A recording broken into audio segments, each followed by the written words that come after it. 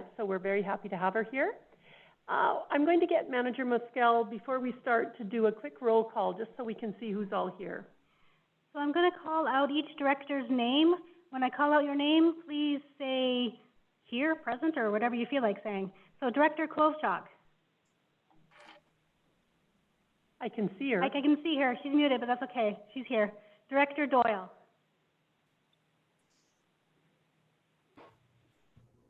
Don't see Director Doyle, so he's absent at the moment. Director Gay. I see. Present. Director Graham. Present. Director McCormick. I'm here. Director McCarricker. Here. Sean, that started when you logged on. Do you have your audio on? Got it back off now. Okay. Director Miller. He's there. I can see him. I can't hear him, but I can see you, Director Miller. Director Kulitsa. I can see Director Kulitsa. Director Reinhardt is here. Director Sosnowski. Present. Director Sturzer. Here. Director Walter is here. Director Wilkie.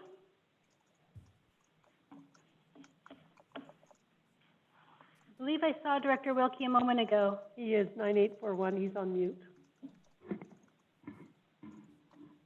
Okay, Director Wilkie, I don't hear you, but I'll mark you as here.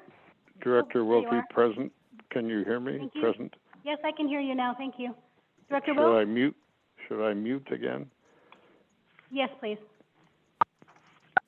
Director Wilkes? Yeah, I'm here. Okay, so Director Doyle, have you joined us yet? No? Okay, everybody's here except for Director Doyle. You're ready, Chair. All right, then let's call this meeting of April 30th to order. Do I have any late additions? Hearing none, can I get a motion to adopt the agenda as presented?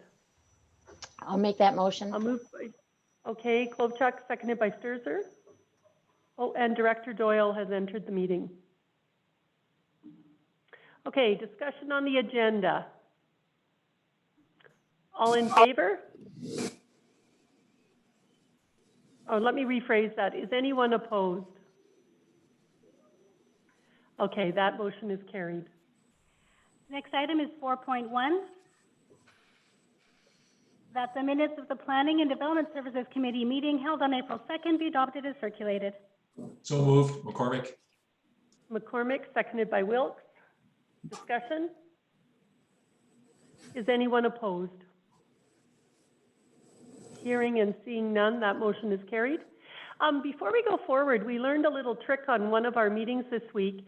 If you're on the Zoom meeting and you're on mute, all you need to do is hit your space bar, and if you hold it down, that puts your microphone on, so you don't have to be looking for the little button up in the right-hand corner. So if any of you want to try that, it works very well, and it makes life much easier. Okay, moving on. Okay, so next is Section 5, our delegations. We have quite a few today, and first up we have Jean Terpsma regarding Bylaw 2985. Good afternoon. Welcome, Jean. Thank you. Can everybody hear me okay? We can. Okay. I just want to say off the bat, my Wi-Fi has been really hit and miss lately. So if it disconnects, I will hotspot off my.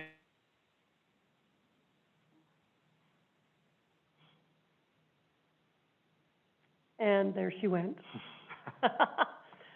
Okay, so while she's hotspotting, one of the things I forgot to mention was if you are choosing to screen share your PowerPoint, maybe just let us know at the outset and we'll give you a little bit of extra time.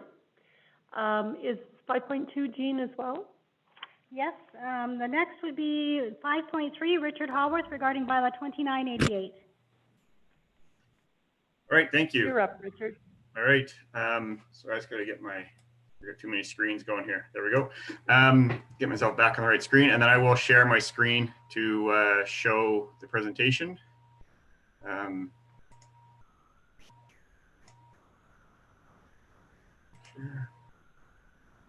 And sorry, I just got to get it to come up here. There we go. And from the beginning. And so I'm hoping you can see my presentation there. Richard, it Oh, is there we showing go. up on the Zoom. Perfect. Okay, I'm back. Oh, Okay, Jean, we're going to move forward with Sorry. Richard, and then we'll come back to you. Okay. Yep, totally All fine, right. thanks. That gives you some time. all right. So Richard Haworth, I have an application for Prairie Wind Development. We're seeking a zoning amendment for a 10-acre property on Aldermer Road in Windermere.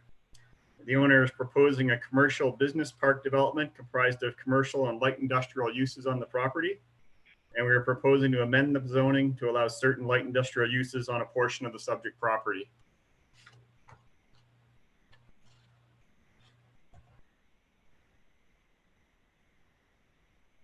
Did it change slides there? So my computer's doing something Yes, weird. it did. Okay, Yes, it I'm did. going to go with that one. I'm not sure what's happening here. All right. Anyway, okay. So this is a plan showing the subject property outlined in red. To the north is the Shuswap Indian Band, as shown in yellow on the screen, and Aldermer Road between the two. To the west is a large commercial property, large commercial development, including the Canadian Tire. And to the east is the RCMP and BC Hydro, including their substation. South of the property is the Windermere Cemetery, which I've shown shown in yellow here. And then east of the cemetery is the Windermere Farmers Institute lands, and which includes the abattoir. So the property itself is broken up by topography into two zones. The portion at the front of the property abutting Aldermer Road, which is shown so not in yellow here, so the part that's just clear, is at the same grade as Aldermer Road. However, the rear portion of the property, that portion that I've shown in yellow, is about 6 meters lower than Aldermer Road at a minimum, and more than that in some places. The rear part of the property is not highly visible from Aldermer Road, and will be even less so, virtually you won't be able to see it once the commercial development along the top of the property is built. Also of note, there's a power line that bisects the property, which I've shown as an orange dash line. And that's a large above high tension power line. So the client has prepared a preliminary site plan for the property. The portion of the property closest to Aldermer Road is fairly accurate as to what they're proposing with the gas station and then some retail units. And that will complement what's been built to the west of the property on the other side of Lakeview Drive with the liquor store, pizza place, and other development along there. The south portion of the property below which would be the portion elevationally lower, that plan is kind of just a template for now, just until they figure out the zoning and everything is confirmed, and then they'll be working on the plan for that. So as I mentioned, so the bylaw we're proposing is broken into two areas. That portion of the property that extends 55 meters from Aldermer Road, and the portion that's what's shown outlined in red on the screen right now, is proposed for commercial use in accordance with the current zoning, with minor amendments to allow additional commercial uses not already allowed in the C3 zone. So on that portion of the property that I just outlined, we're only seeking to add hotel, motel, and food service and government services to the permitted uses. So that portion along Aldermer Road will remain as commercial uses, basically just taking a few more commercial uses and permitting them in that area. The portion of the property shown in red here, which is the portion that I mentioned that is elevationally lower from Aldermer Road and not really visible, we're proposing to the commercial uses allowed in the C3 zone and to include hotel, food service, and most uses permitted in the light industrial zone as well. There are some uses we're not proposing, such as a marijuana facility and things like that.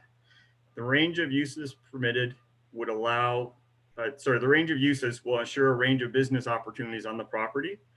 And note that all of the permitted uses will occur within a building, and that the form of development proposed will not vary based on whether this property is commercial or light industrial. By keeping it a commercial zoning with allowing light industrial uses, we must meet the commercial development permit requirements in the zoning, or in the OCP, and not the light industrial, which means it'll have a commercial look to the property regardless of the uses permitted inside the buildings. So, oops, just jumped to the wrong thing. There we go. There we go, sorry. So on the south portion of the property, we're proposing to add the light industrial uses shown on this list. We believe, which is basically all the light industrial uses with exception of a few. And we believe that this proposal is consistent with the intent of the OCP and that it represents a range of opportunities for business within Invermere. So we understand that the Area F APC did not support this application. While I was on the line to present at the APC, I did not stay on the line while they were on their decision stage of the meeting. However, we understand that the APC had these concerns. So the APC seemed concerned that the property owner did not engage in the OCP process and that this application was too soon after the OCP was adopted. Prairie Wind acquired the property on May 15th, 2019, and the Lake Windermere OCP was adopted on November 1st, 2019. So there was a 6-month period in which the property owner owned the property before the OCP was adopted. However, the OCP was presented to the public for the second or third time, I can't recall, on June 10th, less than 1 month after the property owner acquired the property. And the OCP was essentially complete at that time. Additionally, the landowner had not formulated their plan for the property until later in the summer when the OCP was substantially complete and not open to further revisions. And recall that the OCP process for Lake Windermere started in the summer of 2017. So it had been going on for 2 years and was really set in stone by the time the owner had purchased this property. And I don't believe that planning staff would have been very happy to hear from this owner at that stage. The other concerns, there appears to be concern with the light industrial uses and whether the site is appropriate for these uses. As noted, the rear of the site where the light industrial uses are proposed is at least 6 meters lower than the front of the site, thereby screening this portion of the site from view. The proposed form of development will also be required to meet all the design requirements of the commercial development within the OCP, as I mentioned. The intent of this development is to provide opportunity for local businesses that require a light industrial zoning, but are essentially commercial in nature. As an example, there's a local organic skincare company currently looking for a manufacturing facility. We understand about 10,000 square feet. This use is classified as light industrial, but as those of you who are familiar with this company will know, this would not have any negative impact on the area. It is essentially commercial in nature. We also understand the APC did not like the form of development of the actual application, and that we should have, well, they actually said in their notes that you have in the report, if the applicant wants to add light industrial uses on that portion of the land, then the applicant should change the zoning, and an application to change the zoning is required. That is exactly what I've submitted. So I'm a bit baffled by that comment because this is a zoning application. We did work with planning staff for quite a bit before we made this application to ensure that it met with their requirements in the form of the application, the form of the zoning actually took. So to conclude, we're just seeking to rezone the property for a site-specific amendment to allow light industrial uses on a portion of the property and additional commercial uses on another portion of the property. The owner is proposing a commercial business park development comprised of commercial and light industrial uses. And we look for your support. Thank you. Okay, thank you very much. Do I have questions from the board? I'm just waiting. If you could take yours, there you go, thanks. Okay, Chair? Director Klovchuk. Thank you. Thank you for your presentation, Richard. I would ask, I actually would like to see slide number 12 again, where it lists the additional, the light industrial uses.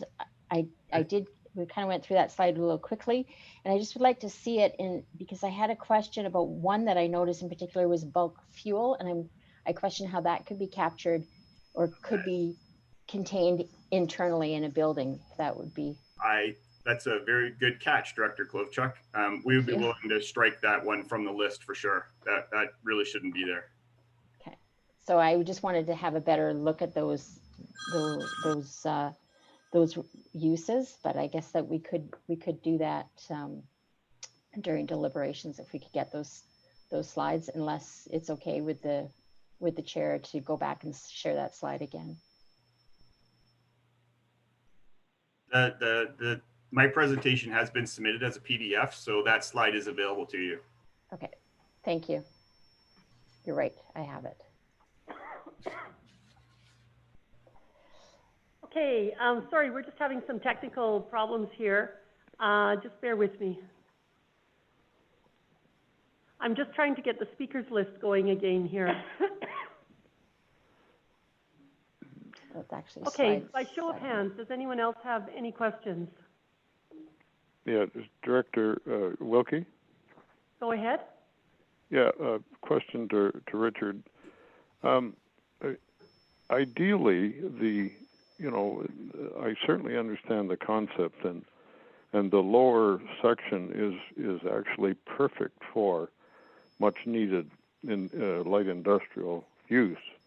But I just don't understand. I think it would help to satisfy some of the concerns raised by the APC if the application was for light industrial zoning with some permitted uses from the C3. So keep it as light industrial. So why is it the other way around? Or maybe I just don't quite get it. The property is currently zone C3. So we are seeking to just simply add light industrial uses to the C3 zone rather than the other way around and just start with just the way we work through it with staff, really. Okay. I think Director Wilkie, I guess the one thing it does do by doing it this way, as I mentioned, is we now have to meet the requirements within the OCP for form and character for commercial, because it's a commercial property rather than light industrial, which probably would allow more industrial type buildings than the commercial would, although I have not reviewed them in detail.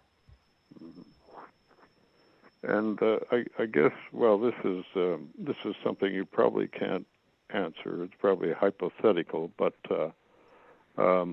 the developer, or put it, I guess in brackets, the owner then will determine or is he just, or are you just open to anything that comes your way, or is there a kind of a selection process of what you're prepared to lease property to? They're looking to build buildings and then rent units within the buildings. So there'll be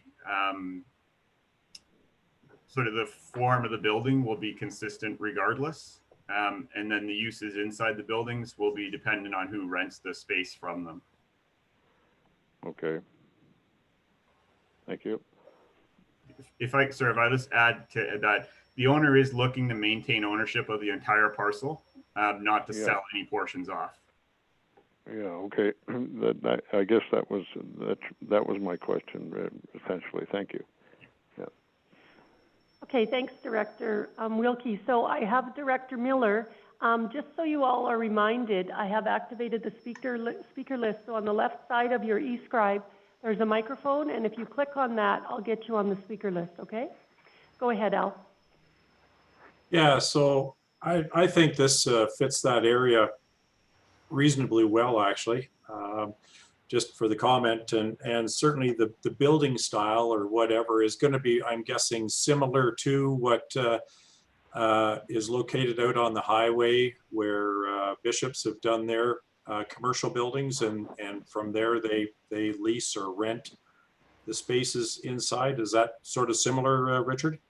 I haven't seen an architectural design for the buildings down below, but I would suspect that they would be similar or nicer than the stuff that was done on that other property. Exactly, and I guess that's my point. And everything that you've suggested is going to be within the buildings anyway, so I'm pretty comfortable with it. Thank you. Thanks, Director Miller. I don't have any, Director Klobuchar, you're on my list. Thank you, Chair. And just to be clear, the Bishops project is very much around storage and toy storage, and kind of seems to be their focus on their market. my understanding is this project not going to have kind of an expectation of commercial operations or retail operations in the front, and then potentially manufacturing in the back? Is that what the vision is? Because I'm That not is sure the that we need vision, another. Yes. Okay, so there would be a difference. And would the applicant be willing to remove, in additional to the bulk fuel distribution, the storage of RVs and boats, like basically a storage facility?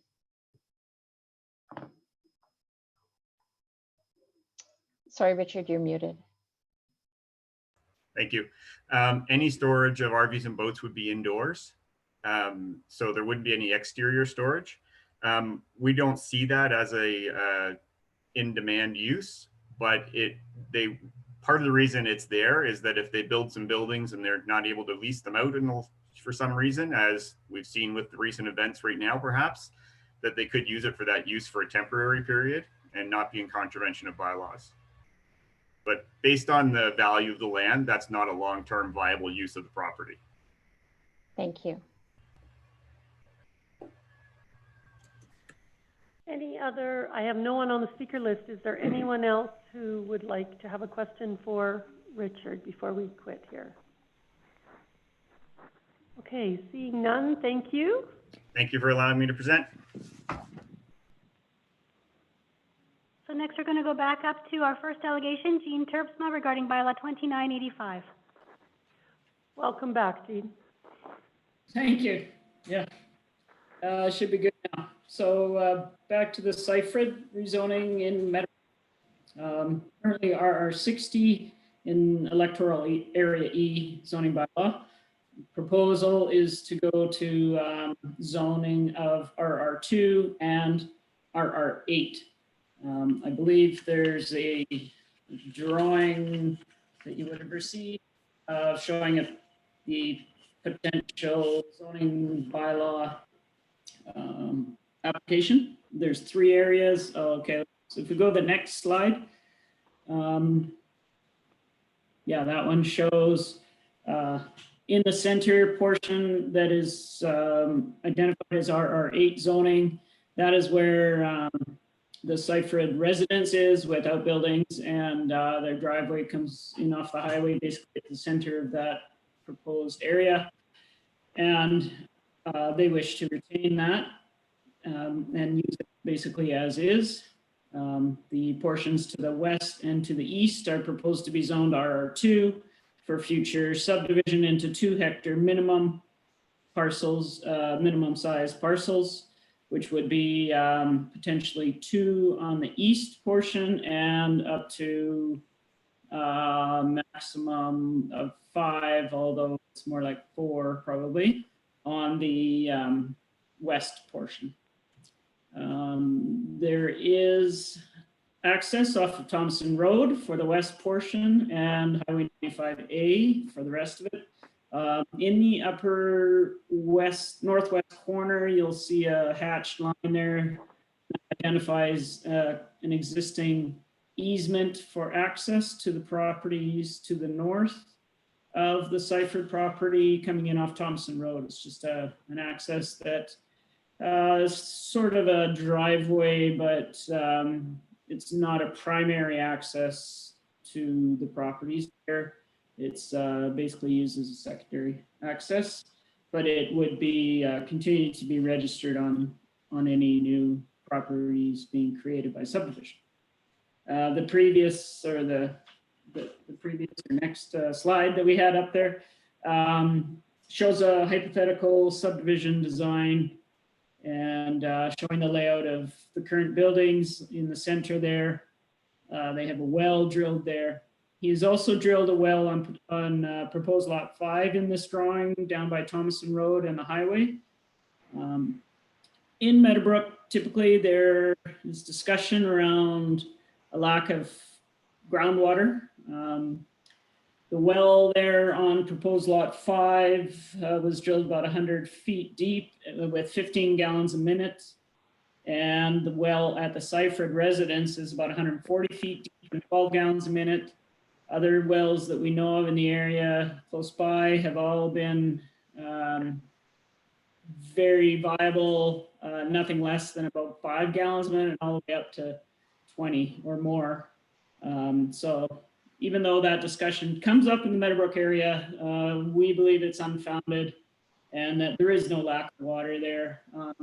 Even if there was potentially some trouble drilling or finding groundwater, that has to be proven out during the subdivision process. It has to be obtained, otherwise the subdivision doesn't get. So that's something that the landowner deals with in the future here. As far as the official community plan, it's designated as large wilderness right now, which does allow parcel sizes down to 2 hectare minimum size. And so that's what there are no environmentally sensitive areas identified within the official community plan on the property. And the other thing is to mention that the Seiferts don't plan on creating this whole subdivision all at once. They're looking at possibly carving off a lot or two for their children early on, and then waiting and seeing, and it's certainly not going to divide it up all at once under one big application. So it will be a long-term process if it does go ahead. I think that's Okay, for me. thanks, Jane. Do I have any questions from the directors?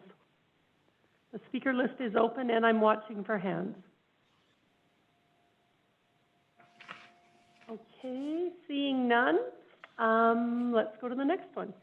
Our next delegation is Jean Terpsma again regarding bylaws 2986 and 2987. And you're on again, Jean. This is for the Lawtrip property up in Edgewater, one that you, the board, or the planning committee and the board would be familiar with from a previous recent ALC non-farm use application. This application for OCP and zoning bylaw amendment is to permit a public works yard on approximately 2 hectares of their property that's accessed off of Greenwood Road. And currently the OCP designation is rural resource, and we're looking to go to institutional that allows for a public works yard. The zoning, which is currently A2, would be to P3, public works and utility. And we're talking, like I said, we're talking about a 2 hectare portion of the land. The Agricultural Land Commission application was successful in conditionally successful to allow for this proposed public works yard, road maintenance, vehicles being parked there, maintained there, and a storage area for sand and salt mix for the winter, as well as a maintenance building for light maintenance on vehicles. The proposal is for 3 plow sand trucks, 1 grader, and a brine truck. Those would be the vehicles that are proposed to be stored and running out of that site. If you remember, the property is in a bit of a gully and surrounded by hills all the way around, basically, except for where the road comes in. And it's also got trees on the sides of the banks above the landing area where this use would occur. So it's physically separated from the rest of the Lawtrip property, as well as fairly secluded and separated from most of the neighbors. There is 1 house that's quite close to the subject area, and is the one neighbor that has complained to the RDK prior to for, I believe, noise, and has that neighbor will have a chance, if this project goes ahead to a public hearing, they'll have a chance to comment on it, obviously, and we would try to deal with any issues that arise at that point. However, the trucks, the public work trucks are busiest, and we understand that neighbor typically goes south in the winter, although that changed now with everything. But anyway, that's, other than the one house nearby, it's basically a secluded area and not much impact to anyone else. This site would provide a really needed area for MCON, happens to be the contractor right now doing the road maintenance in that area. And they don't have anything in that southern portion of their area that they cover. And this particular site is ideal for that use, we believe. So we're hoping that this application will be successful. Okay, thanks, Jean. Any questions or comments from directors? Director Wilkie? Go ahead, Director Wilkie. I just as a matter before I ask my question of Jean, I don't have a button to show that I want to speak. It would be on the left side of your screen in the blue bar that goes vertically up and down, and it's it looks like a microphone. Oh, a that's stylized the one. microphone. Oh, Yep. okay, right. But you're okay, right. well I'll go ahead. Jean, the applicant is obviously aware that the ALC has only granted the use for 15 years. Yes. And do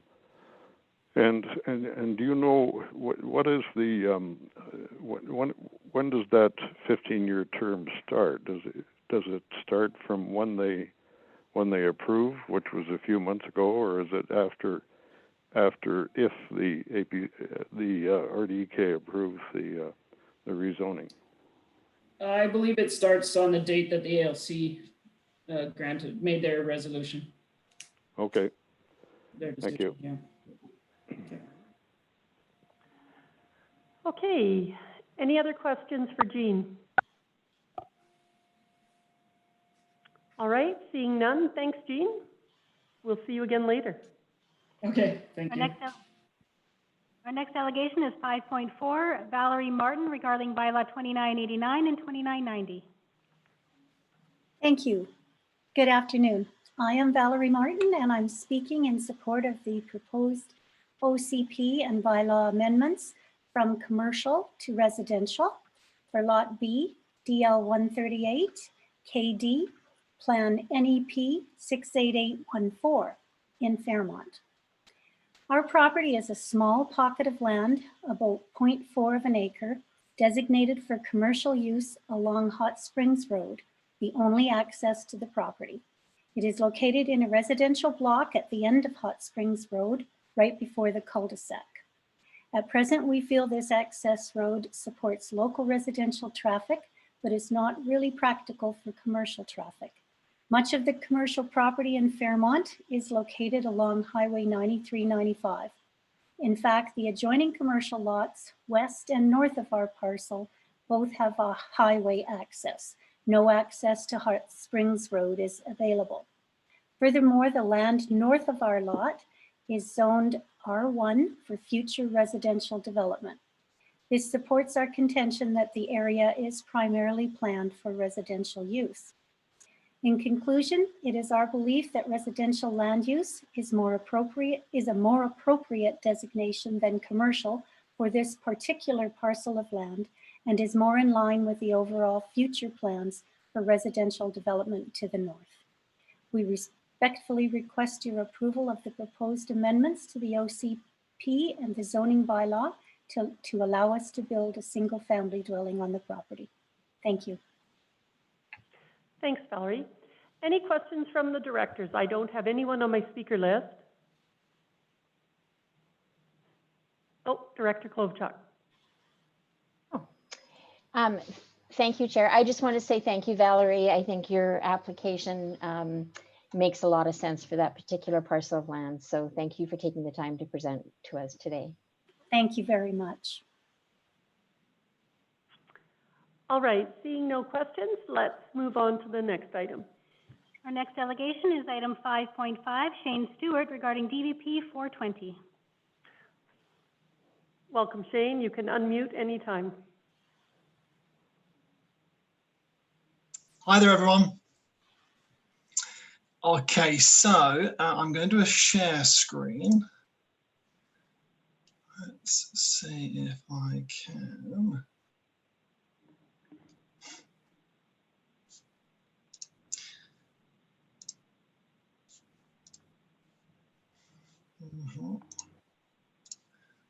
Okay. More winter. Yes, I know. Okay, so basically what this is I'll go on to this next screen. So when we originally applied for planning permission for our basement suite, this was the drawing that we submitted to the RDEK, and everything looked like it was going through. There didn't seem to be any issues. And then Brett Kormos, actually, he phoned me one day and said, Shane, we've got an issue. He said, your basement is too big. He said, basically, it's over 90 square meters. And at the moment, the building code and RDEK bylaws state that it has to be 90 square meters or below. So this was the original one that we did. Now, I'm not sure if you can see my mouse, but this wall here and this wall here are both load-bearing walls. The mechanical room is existing, the stairs are existing, and these outside stairs are existing. So it's extremely difficult to lay out with these load-bearing walls. So I kind of went back to Brett and said, well, there isn't really any other layout I can do. What if I got rid of these 2 rooms? Then that works out to be, I think it worked out to be like, it was a few inches below 90 square meters. So then we actually got planning permission and we've started building. Now, Brett did say to me at the time, he said, just bear in mind that I have heard the building code is going to change very, very shortly. This was September last year, very, very shortly, and it will allow basement suites to be larger than the 90 square meters. So when this actually changed, I believe it changed in, it was either October or November last year, that the building code changed to allow basement suites to be larger than the 90 square meters. However, the local bylaws haven't changed to suit building code. So basically I'm asking for a variance to allow these 2 rooms to be added back into this basement suite, which brings it to a total of, I think it brings it to 119, I think it does, square meters instead of the 90. So it complies with building code, even though it will be a variance for the local bylaws.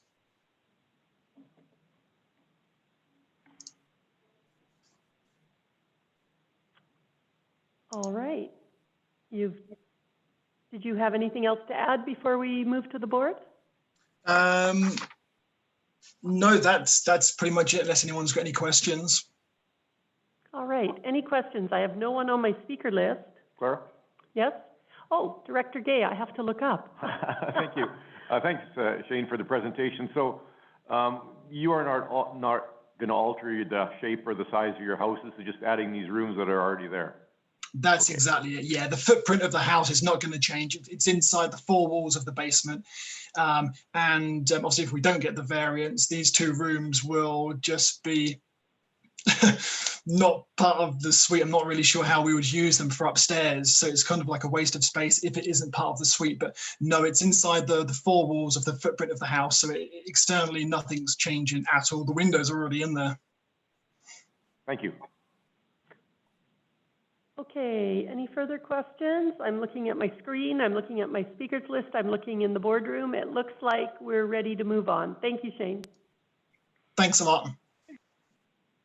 Our next delegation is item 5.6, Kevin McGillis regarding DVP 720. Welcome, Kevin. Good afternoon. We are, last fall in November, we got a stop work order on our deck on the rear of our small cabin up in Fairmont in the Meadows. The deck was built in the summer of 2017 on a long weekend when the old deck, part of it collapsed, and we were having a wedding with our daughter on the early in September here. So I had some friends and we come up and rebuilt it. The neighbor that put in the complaint that I infringed on the 59 inches was available all that weekend. He was talking to us, standing outside and talking to us all weekend.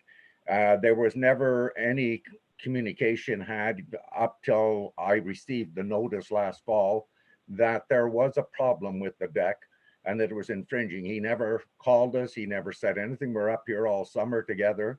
And I was surprised when I got it and had to call the district to find out what it was. The cabin is built on an angle on the lot, so everything else, including our deck on the back, was built on a kind of an angle to try and stay within the zoning bylaw. One little corner is potentially over, and I can't say because the fences have fallen down over the years. The neighbor said we don't need a fence. The kids are back and forth all the time.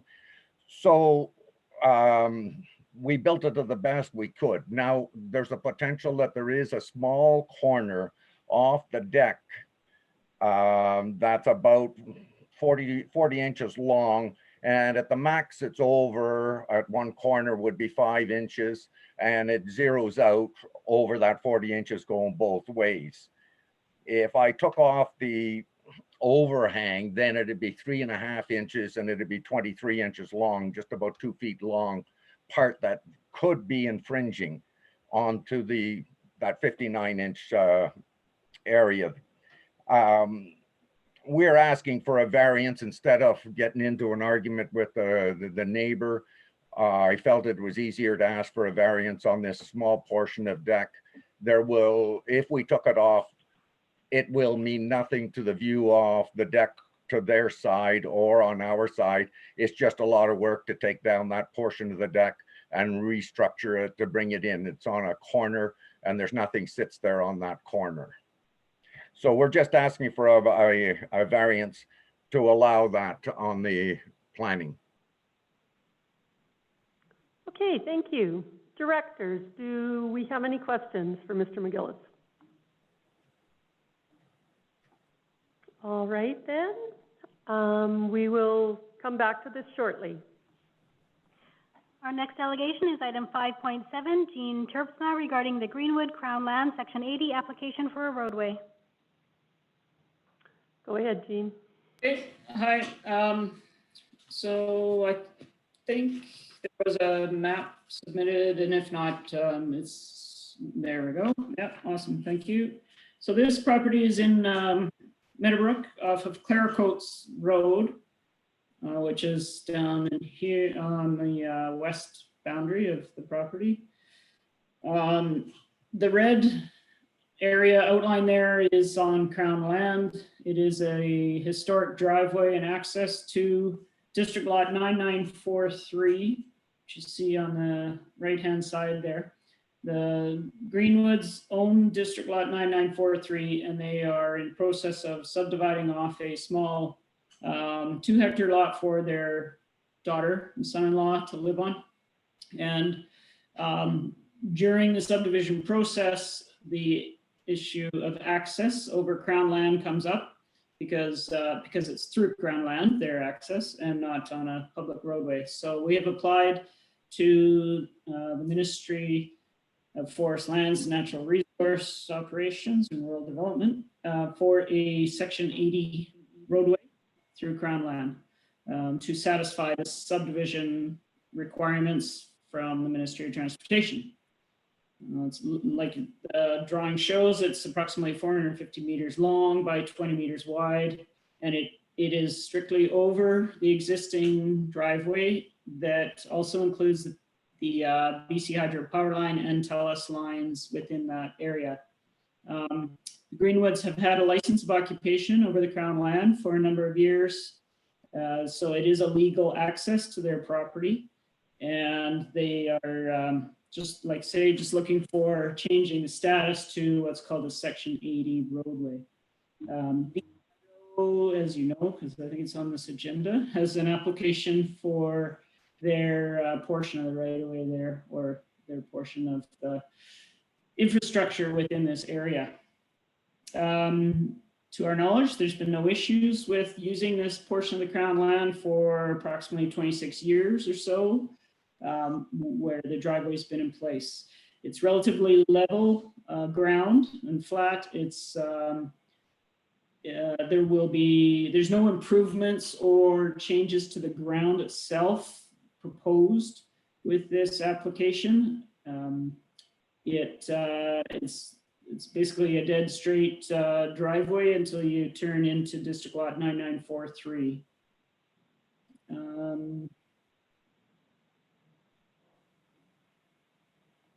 Yeah, I think that's it in a nutshell. All right, thank you. Directors, do we have any questions? I have Mr. Wilkes. Director Wilkes is in the queue. Go ahead. Thank you. Thanks, Jean, for this. Is there any anything in the queue should that Crown land ever change its designation, whether it gets sold, whether Crown land decides to do something else? Is there something that can protect the landowner for a long time, not just up to 2044? What would happen if something changed with that land designation on Crown land next year? Is there something you could do? Yeah, that's a good question. I'm not sure I can answer that. Actually, to my knowledge, there's nothing proposed for that land in the works that's identified. Cherry Creek Park was established just to the north of it recently, relatively recently, and that but this doesn't affect that park area at all, or even really come close to it. And I'm not sure how where the protection would come from, other than this agreement being approved and sanctioned by the province, and then they would, hopefully there would be some other kind of mechanism to create. I guess perhaps an application to purchase that area could be made at that time, I suppose, if need be. Okay, just food for thought. Thank you very much. Yeah, thanks. That's a good point, actually. Yeah. Okay, thanks. Any other questions? All right, seeing none, thank you. We'll move on. Our next delegation is item 5.8, Bryant Gallant, regarding Sinister Sports Crown Land application for special event license. Go ahead, Mr. Gallant. Is he on? I don't know if he's on.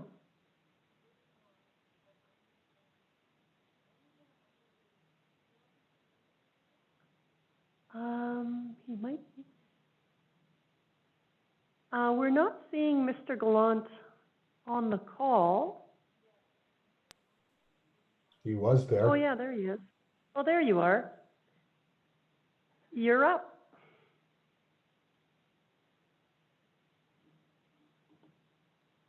Mr. Gallant, can you hear us? You're on mute. If you're on a phone, is it *6 to unmute as well as mute? Yeah. All right. Mr. Gallant? All right then. Is there anyone who's on the line who is speaking on behalf of 5.8 Sinister Sports Crown Land application? I see Brian Sinister Sports here.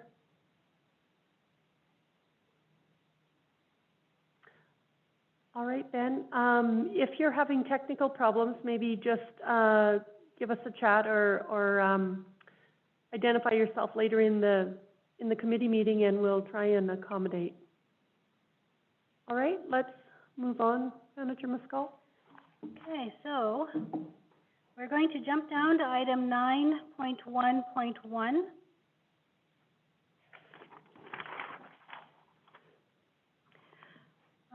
So just for the director's information, for the voting for any of the motions, the rest of the motions in the agenda, we'll be using the electronic voting. Once the chair has received a mover and a seconder, and following discussion on the item, the chair will call for the question. I will then open voting. You will receive a pop-up on your eScribe window on your computer that will have a voting icon for you. So you will just select yes or no and hit submit to register your vote. If you have any technical issues at the time during a vote, please just speak up. I can register your vote verbally as well.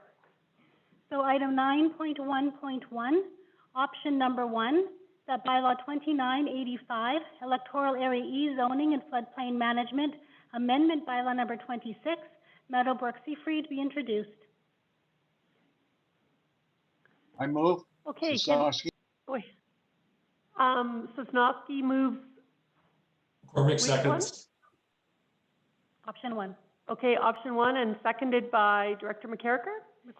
McCormick, sorry, there's some other stuff going on here. I can't believe that. Director, I We know, get- Director Walter would like to speak. Thank you. I support this application. Some of you may have read the letter that we received from the Meadowbrook Association, but they have continued to be very worried about water all the way through. So, but I still am supporting this application. Okay, thank you. I've got no one on my speaker list. Is there anyone else who wishes to speak to this motion? All right, seeing none then, let's call the question. I will just wait till Manager Muscal activates. I'm sorry, Chair, I actually just found out you have to deactivate request to speak first. Oh, all right, done.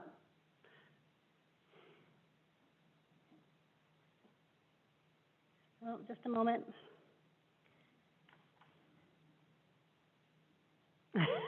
We can see you, Director Wilkes.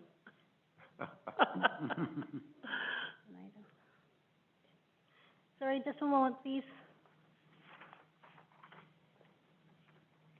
Okay, there we go. You should all be receiving the voting screen now. And we are.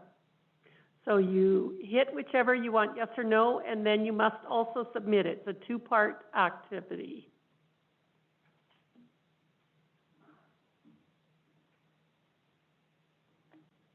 And Manager Muscal can monitor, and she's going to let us know when everyone has voted.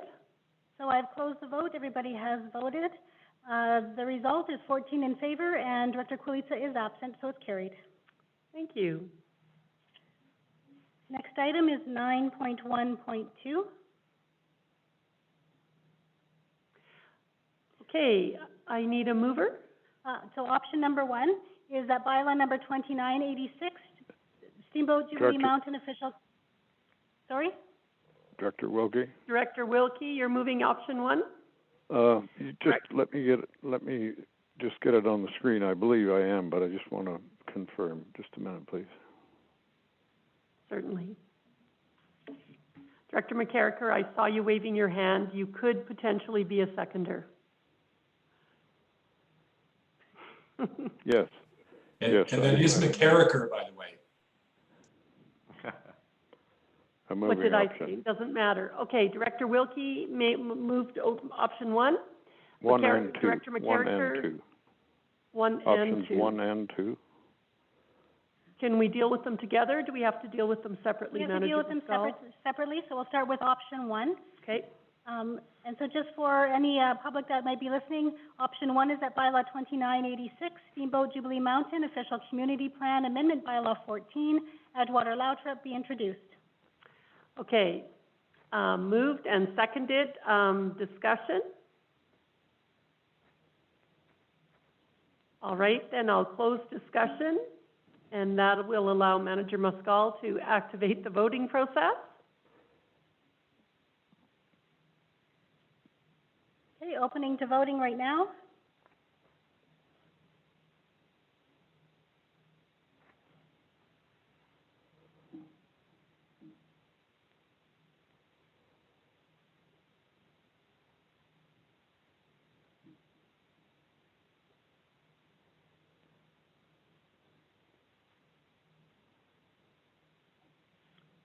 Waiting for Director McCormick.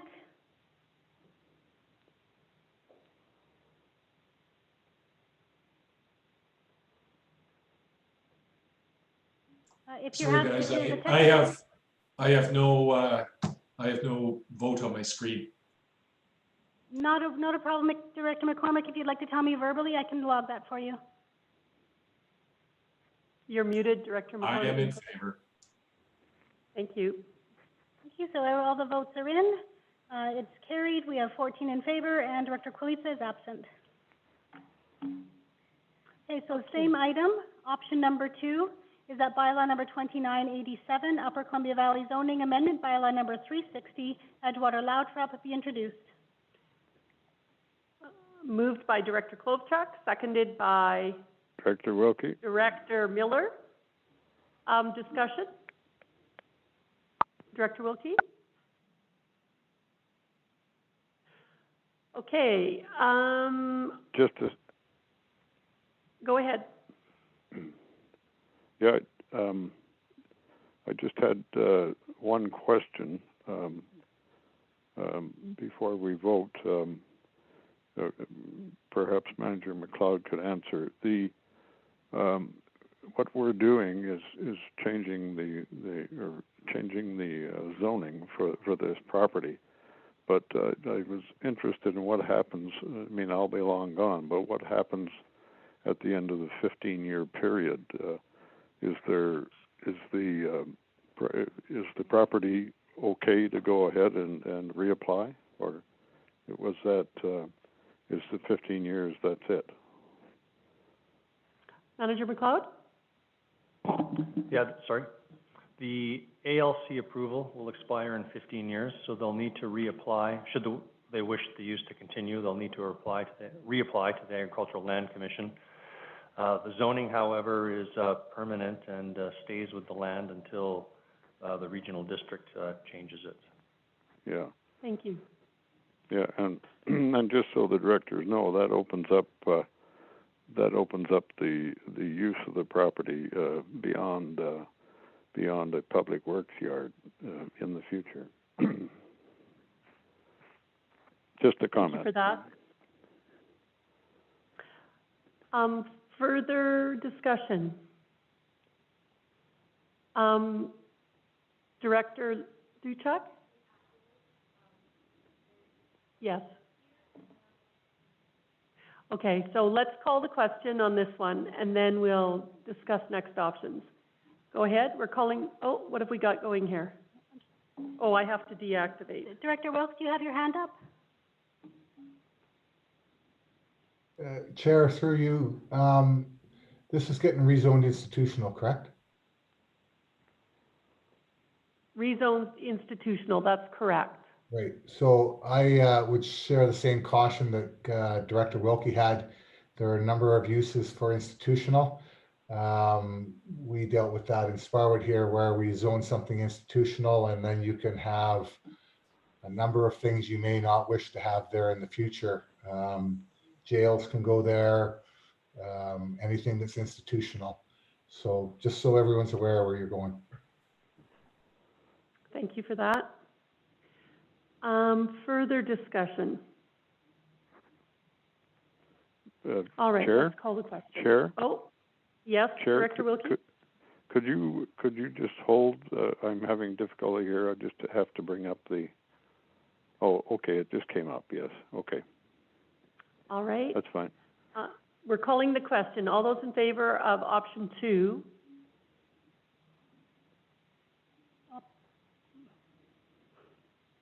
Yeah.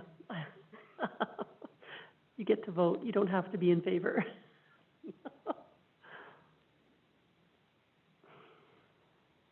Director McCormick, did you not get a window again? I am not. Describe? Nope, I'm not. What is? I'm in favor. Interesting. In favor. Thank you very much. Okay, all votes are in. Director 14 McCormick, votes. if you're in the attachment, you won't be able to see the vote thing.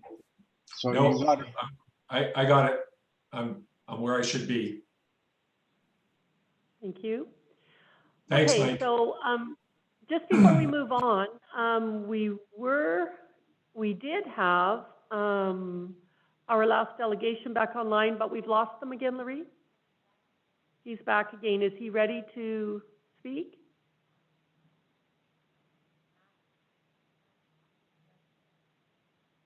Yeah, I don't see him again right now.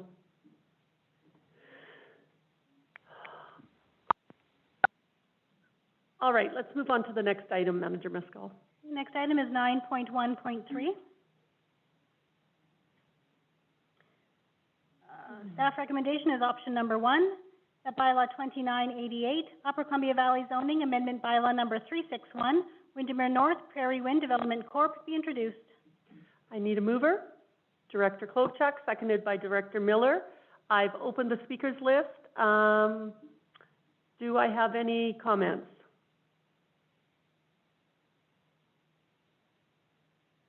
Director Klovchuk? Thank you, Chair. I'm asking that we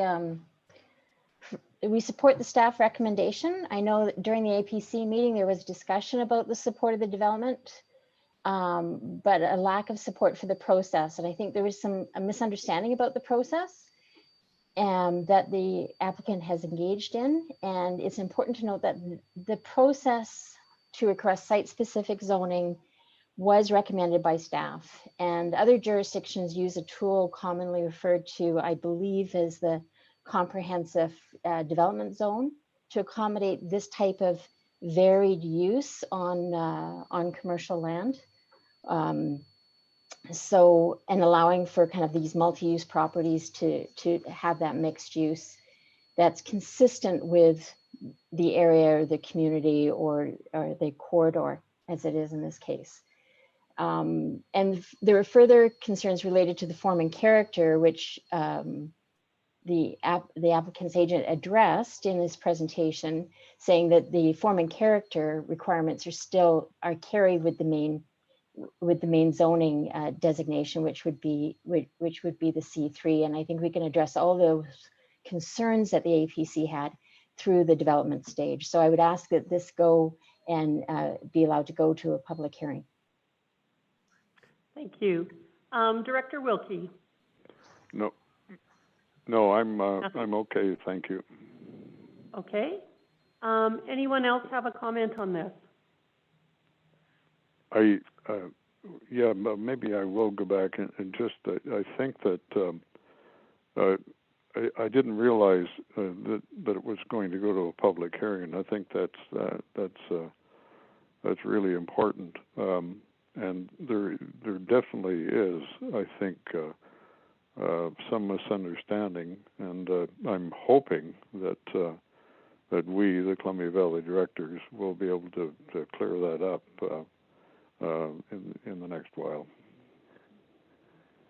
Thank you for that. All right, I have no one wanting to speak, so let's call the question. Okay, opening the vote right now.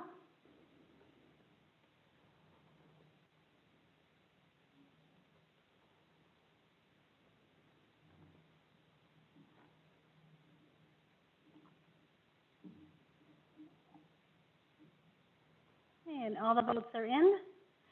Carries, it's 14 in favor and 1 absent. Okay, thank you. Director Duchek, where are we at with our last delegation? It's like a phantom. Okay, let's carry on then. Okay, next item is 9.1.4. Staff's recommendation is starting off with option 1 and then following with option 2. Option 1 is that bylaw 2989, Fairmont Hot Springs and Columbia Lake Area Official Community Plan Amendment Bylaw number 6, Fairmont Martin, be introduced. Can I get a mover? Director Klovchuk, seconded by Director Sturzer. Discussion? Okay, then let's call the question. Okay, voting is being opened right now.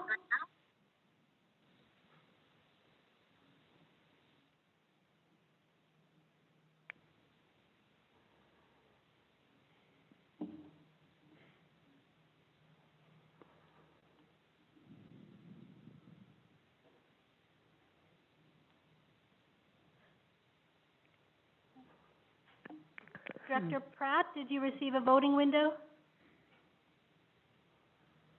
Oh, there it is. All the votes are in, and the result is carried, 14 in favor, with 1 absent. Further? Okay, so the next item is option number 2. that bylaw 2990, Upper Columbia Valley Zoning Amendment Bylaw 362, Fairmont Martin, be introduced. Can I get a mover? Director Sturzer, seconded by Director Sosnowski. Discussion?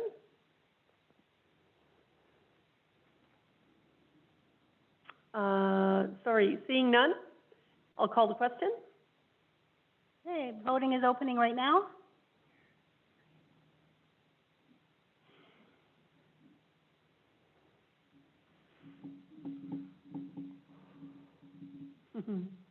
Oh, here he is. He's down in the lower right-hand corner. Yeah. Okay. And all the votes are in. 14 in favor with 1 absent. It's carried. So we're going to go back to the last delegation. Sure. Mr. Gallant, thank you for persevering. Sorry, this is happening. I've used Zoom so many times and I have no idea what's going on with my camera here. Okay, so Manager Mescal will just introduce the item. Okay, so Mr. Brian Gallant is going to speak regarding the Sinister Sports Crown Land application for a special event license. Please go ahead, Mr. Gallant. Thank you so much for allowing me to speak with you today. So the event we have in Kimberley is called Blackspur Ultra. Just a quick overview of who we are, and this is slide number 2. Sinister Sports, I've been operating this organization for 19 years now, and we're professional event organizers. This is all we do full time. Our goal is to always put on larger world-class events, things that communities can be really proud of. On the third slide, Blackspur Ultra is, we're applying for a 5 to 10 year tenure, and that was referred to you obviously through Departments of Fisheries, Lands, Natural Resource Operations. Our prior tenure was 2015 to 2019.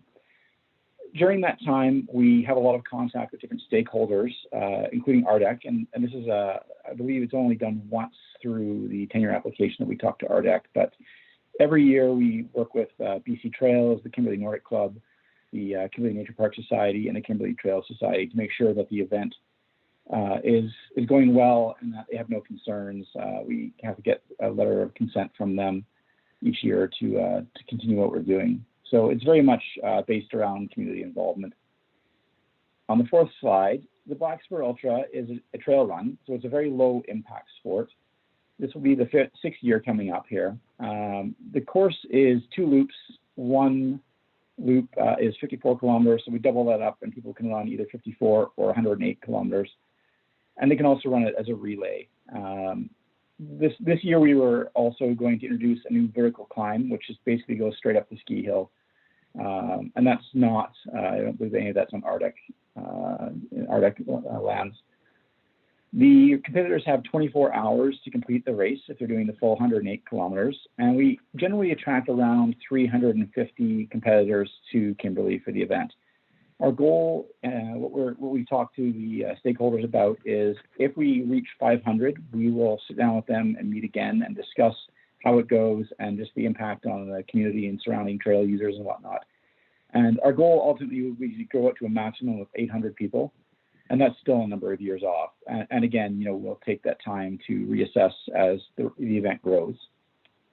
On slide 5, if you look at the course, it's based out of Kimberley Alpine Resort, and it goes up and around the backside of the ski hill, up to the top of North Star Hill, and then down through Musser's Trail, Musser's Plateau, and back down to the resort.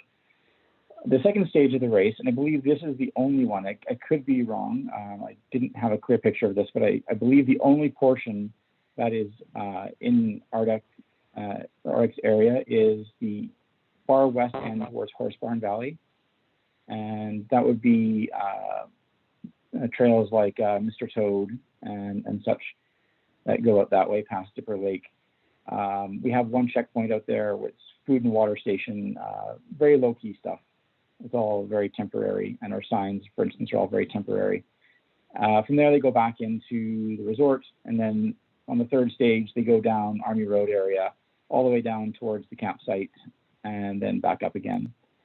So that course total 54 kilometers, and like I said, I believe only a small portion is in the Arctic area. I'm not 100% sure about the top of the ski hill, where that boundary is exactly. I wasn't able to figure that out. So on side 6, the timing is normally the third weekend in August. This year, we have applied to move that to the September 19th and 20th weekend. And that's all to do with the COVID-19 restrictions. And just as a matter of course, the 10-year application is sort of separate from actually hosting the event, in that, you know, we're looking for a long-term approval to go ahead with this through the province. And, you know, each year that we do have to get permission from the trails manager and get you know, buy-in from the local stakeholders in order to make the event go ahead. So it's not like this is a blanket approval or anything, obviously, to continue doing our event no matter what. These events are really good for the community. If you look at slide number 7, some of the statistics we have, and this is really important, I think, for Kimberley, is we have 65% new racers attending last year. And that means really 65% of our competitors were introduced to Kimberley for the first time, or very likely for the first time. They may have been here in the past, but you know, they're not seeing it in this way. Each racer, according to our statistics, brings 2 people with them. So right now we're seeing about 700 spectators around the resort area and in town. On average, according to our survey again, they spend about $400 per person during their visit. So that totals around $420,000 for that week. And that can also be extrapolated into bringing future visits, because hopefully they have a good experience and they get to know the area, and therefore they become accustomed to it and they want to have that return visit.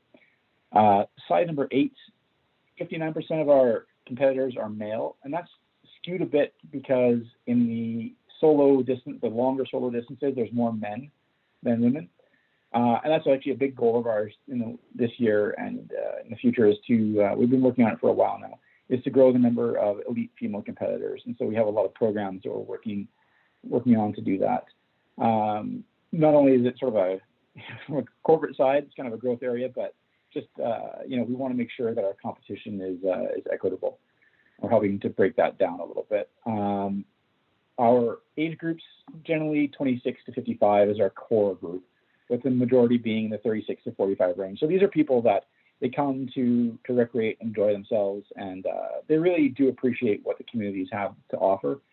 And so they're a very good type of tourists to bring in. They're very respectful of the area, and they're very much interested in what they have, and not looking for like a Banff experience or anything like that. They're looking for a very genuine, friendly local experience that they can provide in Kimberley. As far as needs, we don't get any municipal funding. We don't ask for any municipal funding. Kimberley Tourism has done some stuff with us in the past, but that's sort of been around the promotions primarily. We do need the support of the community, and like I said, you know, we work very hard to stay in good contact with the stakeholders, and we work very hard to make sure that the event is something that they can appreciate as well. And so just a very brief presentation, and I'm open to any questions. Thank you. Do we have any questions from the board? You're going to have to verbalize. I haven't quite got a visual on you yet. All right. Seeing none, let's continue on with the agenda. Thank you so much.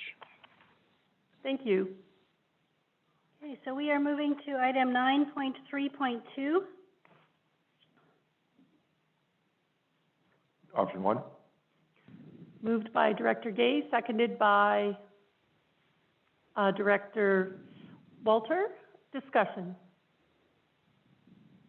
Chair, if I may first, the motion on the floor is that development variance permit number 420, Wycliffe Stewart, be granted.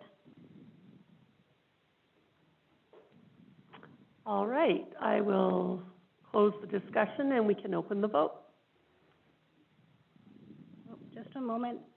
Still thinks discussion is open, so let me refresh. Okay, the vote is opening.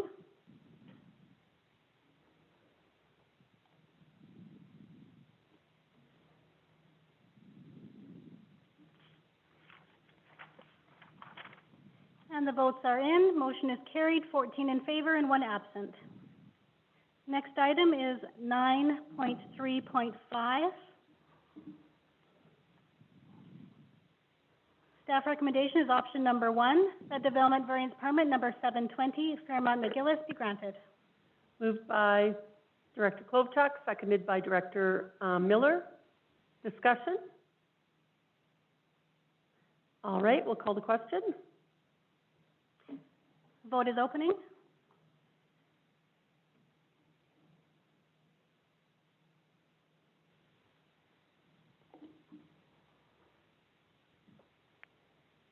All the votes are in, 14 in favor with 1 absent. Motion is carried. Thank you. Next item is 9.4.3.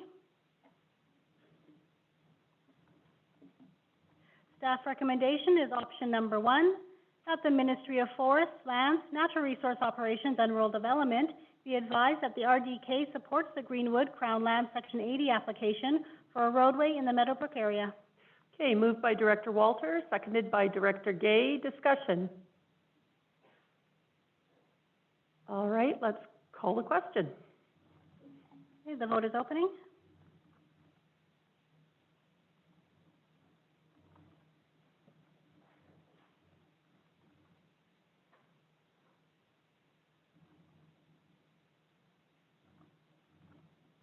And all the votes are in, 14 in favor with 1 absent. Motion is carried. Thank you.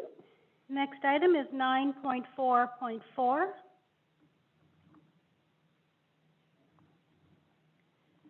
Staff recommendation is option number 1, that the Ministry of Forests, Lands, and Natural Resource Operations and Rural Development be advised that the RDK supports the Sinister Sports Crown Land application for a special event license for an annual trail running race in the Kimberley area.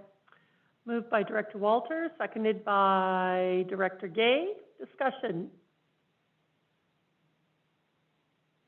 Seeing none? I'll Hang call on, the question. hang on. I Director wasn't McCarricker? Oh, Director McCormick? The vote is open, just don't vote yet. We're talking. Okay. Go ahead. Director. Go ahead, Dean. Yeah, thank you, Chair. I wanted to talk to Director McCormick on this and ask for his advice. So this is just an application to run the event for the next 10 years. But with the COVID situation now, the spokesperson for the federal government is saying that there'll be no large events for this year at all. So where does that put this group?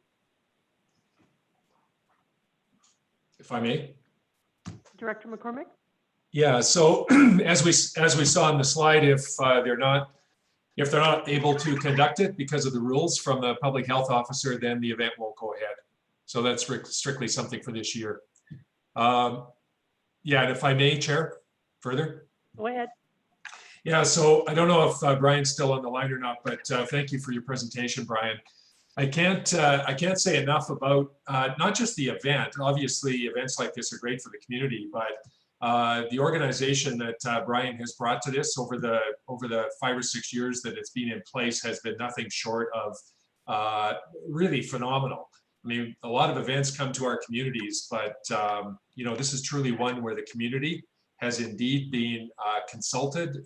The community is taken into account, and the competitors are just first class, not just in terms of competitors, but visitors to our community. And they're pretty hardy. 2 years ago, when we were under, pardon me, when we were under fire alert, we had smoke so thick in the community, I didn't think anybody'd be able to participate in the event. And I think out of the 350 participants, they only lost about 35 due to the smoke. A very, very hardy group indeed. So I speak enthusiastically in favor of this. Thank you, Director McCarricker? That's fine. Thank you, Chair. Okay, I'm assuming you meant that by losing, they didn't participate, not that you lost them. Correct. I just needed to check that. Okay, any further comments? All right, you may now vote.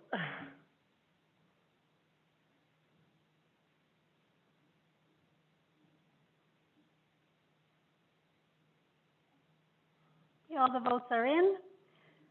14 in favor, 1 absent. The motion is carried. Thank you.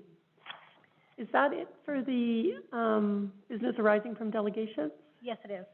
So to our delegations, of course, you're more than welcome to stay and listen to the rest, but we also understand if you want to leave and carry on with the rest of your day. So thank you. All right, back to the agenda. So we're now moving all the way back up to section 6, correspondence. All right. Does anyone, Director Wilkes?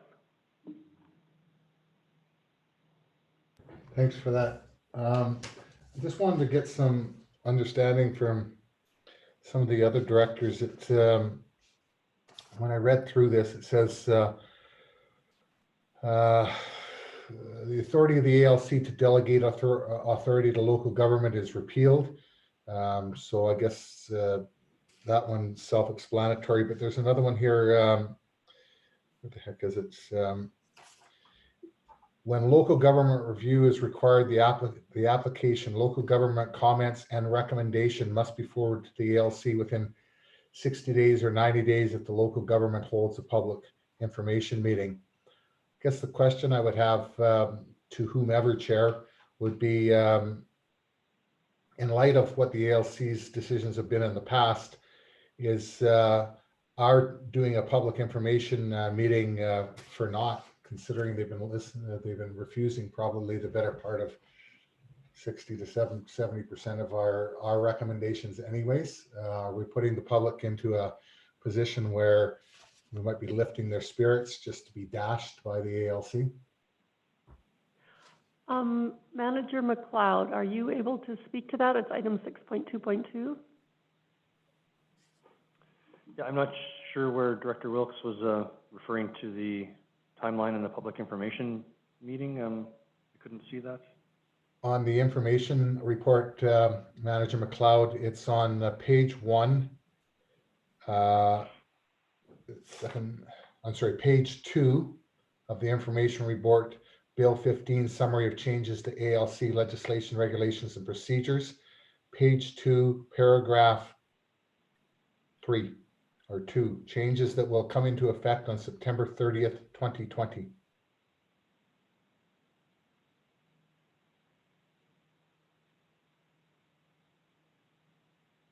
Manager is just having a review of that, just for those of you who can't see him.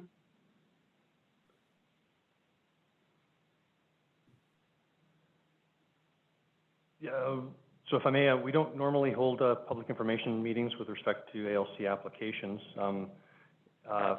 Further down the line, if we got into the business of doing that with respect to exclusion applications, then yeah, that's part of the information that we gather as the regional district for the board to make a decision on the application or a recommendation on the application, and then that also forms part of the information that is forwarded on to the Agricultural Land Commission to help with their decision making. So, Further? Director Wilkes? Thank you. Through you, Chair, to Manager McLeod. If you go down to the last bullet point on that same page, removal of the requirement for owner consent before land can be excluded from the ALR. Am I reading that correctly, that they can just do what they want and be damned the owner? yeah, and so that was the situation for many years. The ALC could add land to or exclude it from the agricultural land reserve as they saw fit.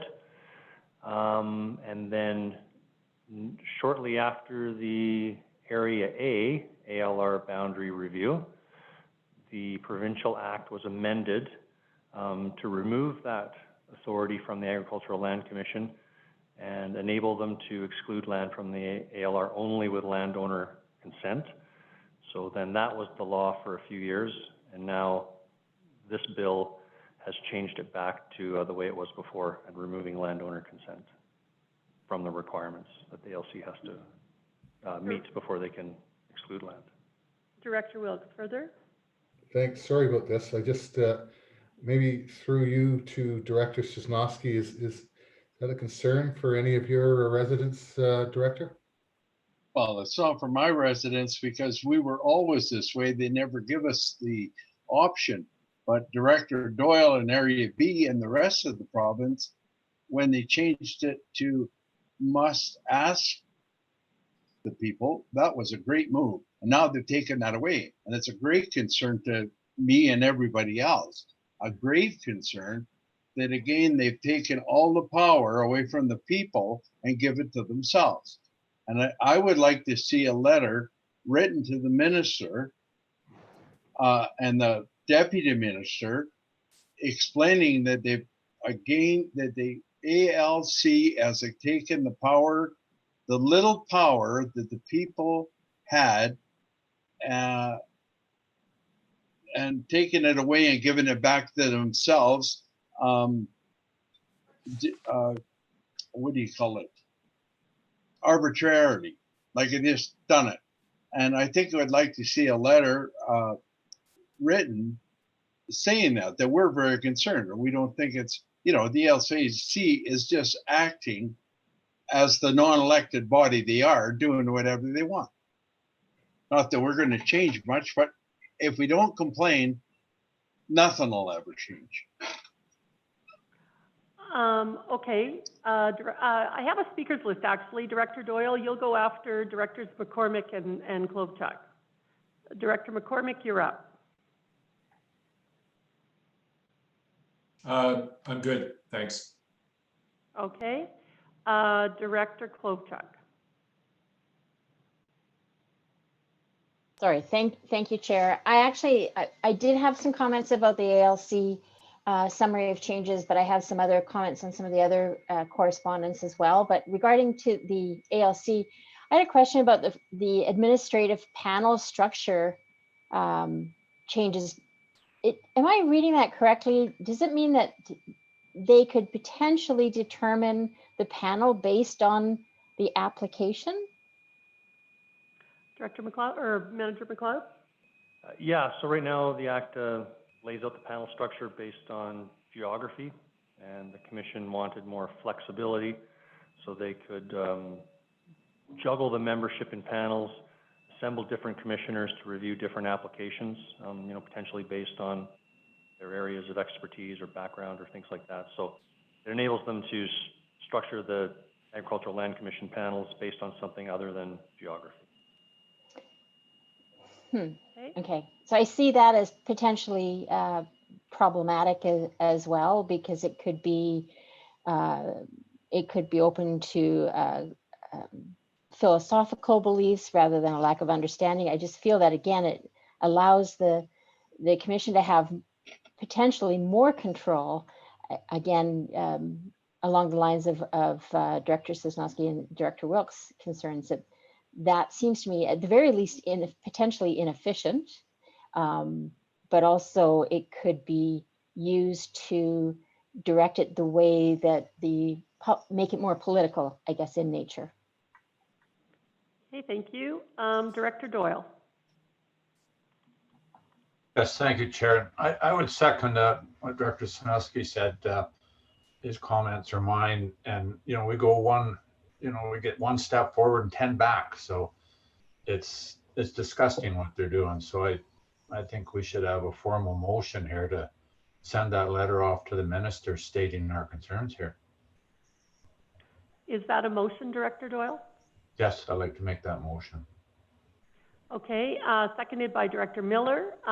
So further discussion, I think we need a little bit of clarity on what we want in that motion to help Manager Mescal out here. Director Doyle, did you want to flesh out the wording? Pretty well what Director Sosnowski stated there. That was, Mike, if you want to, your words were exactly what I was going to say, so. Okay, so just hold on. I think that Manager Mescal's been capturing this, and she's going to share with us what she has so far. Okay. So what I have drafted is that a letter be sent to the Minister of Agriculture and the Deputy Minister of Agriculture requesting that the requirement for owner consent prior to land being excluded from the Agricultural Land Reserve be reinstated in the Agricultural Land Commission Act. I'm good with that. Yep. Okay, and the seconder, Director Miller, you were the seconder. You're good? Okay. let me go to the speakers list here. Well, we need to call the question. Is that all we wanted? Because I was listening to the comments made by Director Klobuchar. Did you want to add anything, Director Klobuchar? I'm on the speakers list. Am I? Do you see me there? You are, Okay. Mike, but right now we're on this particular motion, and then I'll go back to the speakers list. Let's deal with this first on the table. Is this the motion? I've got a mover and a seconder. Further discussion on the motion. I have Director Klobuchar and then Wilkes. Okay, thank you. Yes, I would like to add that there's some concerns about how the flexibility of the administrative panel will be determined. And I'm not sure how best to word it, but I think there needs to be some criteria making sure that there is local representation and there's justification then on how those panels are structured and built. And I think Director Sosnowski has a point to that. Wilkes and Sosnowski, and then we'll read it again. Okay, Wilkes? Director Klobuchar, I would caution this item is we may be in better shape without having the local people on our panel, because we haven't hardly had any. They have very poor understanding, and we haven't been able to move hardly anything along with that guy from Invermere. So asking for I would rather let them run with what they got and see if we get any better result than we've been getting. Okay, Director Wilkes. You need to unmute. All right, go ahead. I'm just looking at the document. There seems to be like significant challenges. Another one on page 1, the last bullet. The ALC may now register remediation orders on the title of property to provide notice of any outstanding issues and provide notice to that property or prospective property owners is liable. I can understand it being the property owner, but man, if you're going to put it onto a prospective property owner, being liable for something that they're not even liable for, you may find down the road that people aren't going to want to buy some property as well.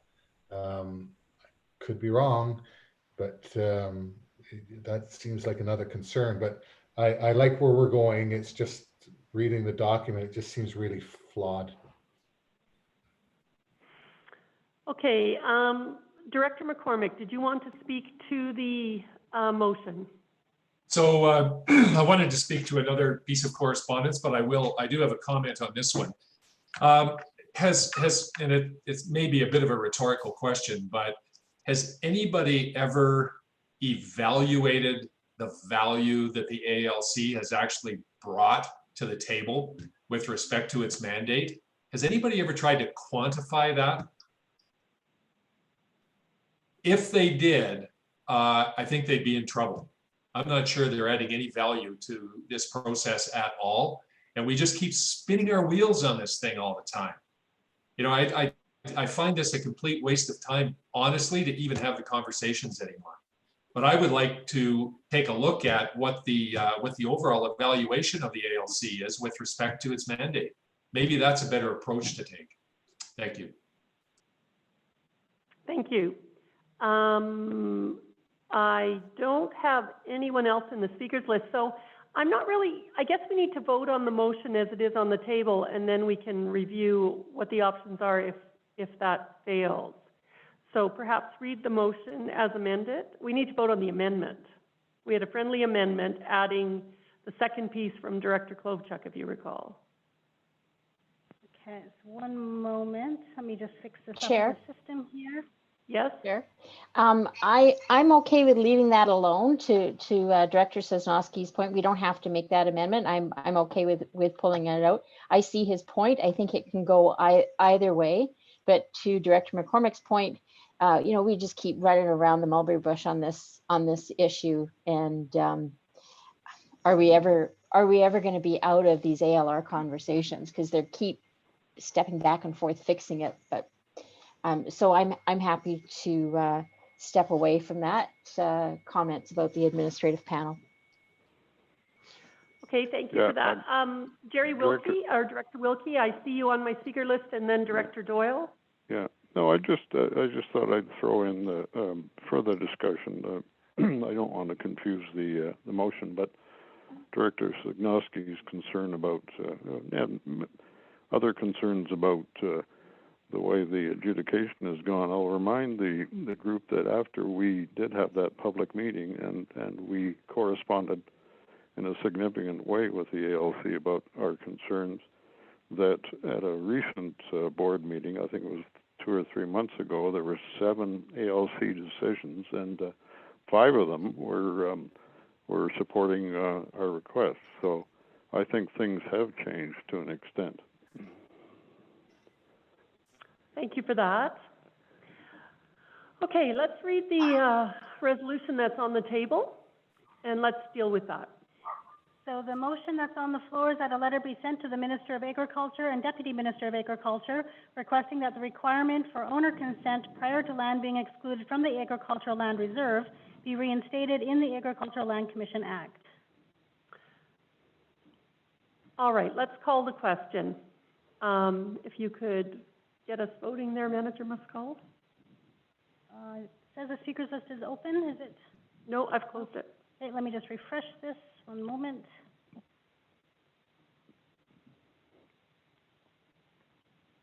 Okay, voting is opening on that.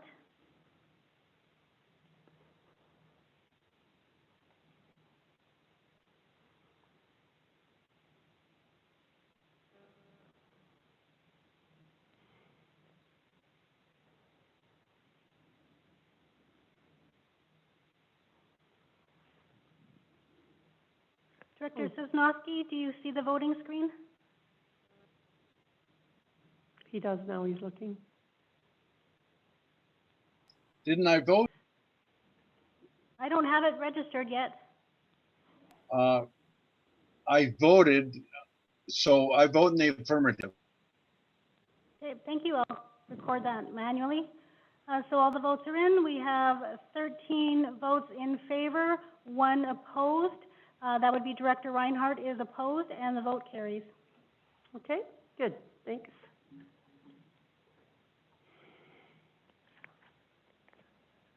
Now, I can open the speakers list again, just hang on here.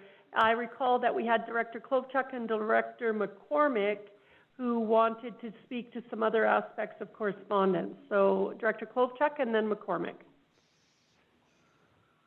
Thank you, Chair.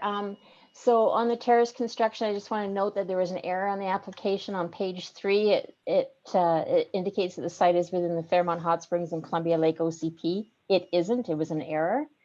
And then further on the Lake Windermere groin, I have a question to staff. Are we preparing a response to the last sentence regarding whether we would like to receive permit, et cetera, applications or receive or permit applications?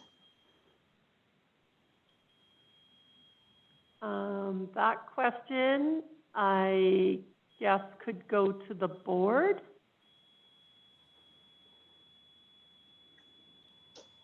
So they do ask as a question. I'm just wondering if we're preparing a response. It was interesting in that letter saying that they had informed the DOI and First Nations, and I believe that the information that we had at Lake Windermere ambassadors, they hadn't, but maybe they put that correction in since. Director Miller, did you want to speak to that? I see you shaking your head. You need to unmute first though, sir. Thank you. Oh, thank you. Okay, no, we weren't advised. Lake Windermere ambassadors basically is our touch point there, and that the district was not advised. Okay. Thank you. So in terms of the question that Director Klovchuk is asked, have you got any thoughts on that, Director Miller?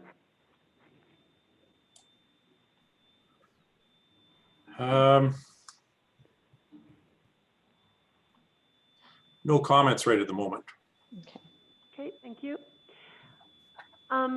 Manager McLeod, did you have any thoughts on the response? Yeah, I'm not quite sure what they're getting at there. Yeah, it wasn't clear. Yeah. Yeah. Well, we could see if we could contact them and find out what they're looking for there and get some more information to the board.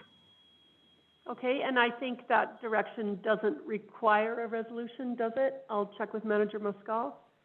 No, it's No, we're just going to ask for clarification. Okay, good. Director McCormick, correspondence. Thank you, Chair. So I almost hate to bring this up, but 6.2.4, the Meadowbrook Community Association's issue with the water concerns.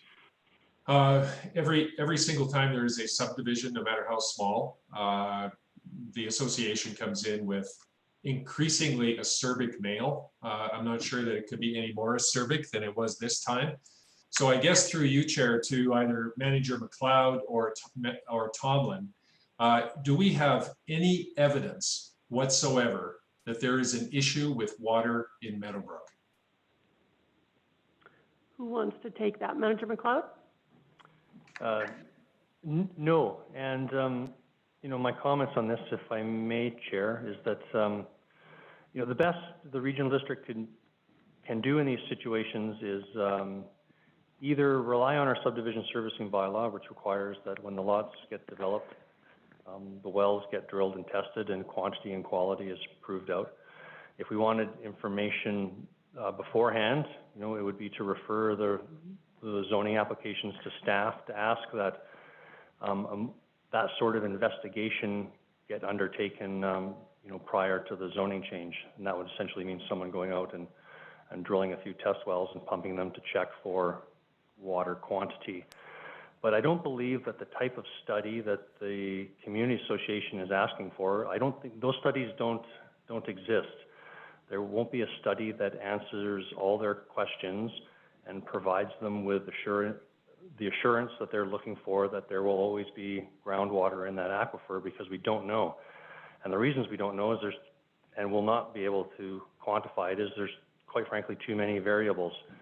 The most important of which is we don't know how much water is being withdrawn from the aquifer by the current people that are tapped into it.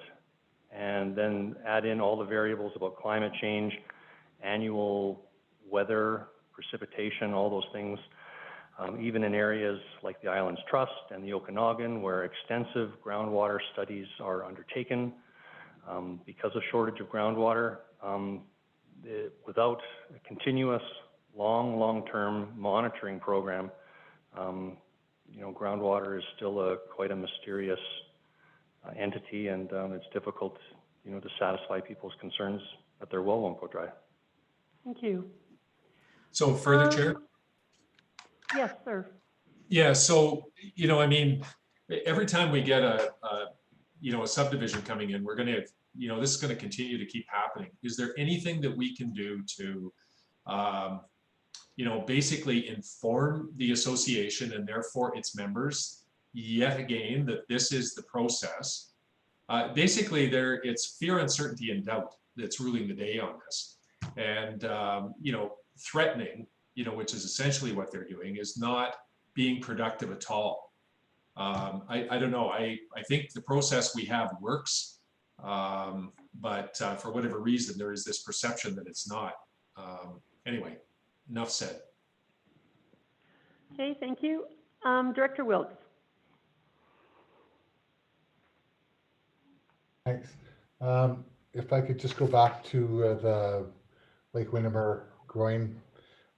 Is there anything through you, Chair, to someone, or maybe to Director Miller or Director Plochuk, is there anything that the RDEK needs to do when this project doesn't go forward this year? Because the code lettering from the federal government is basically, it ain't going to happen this year.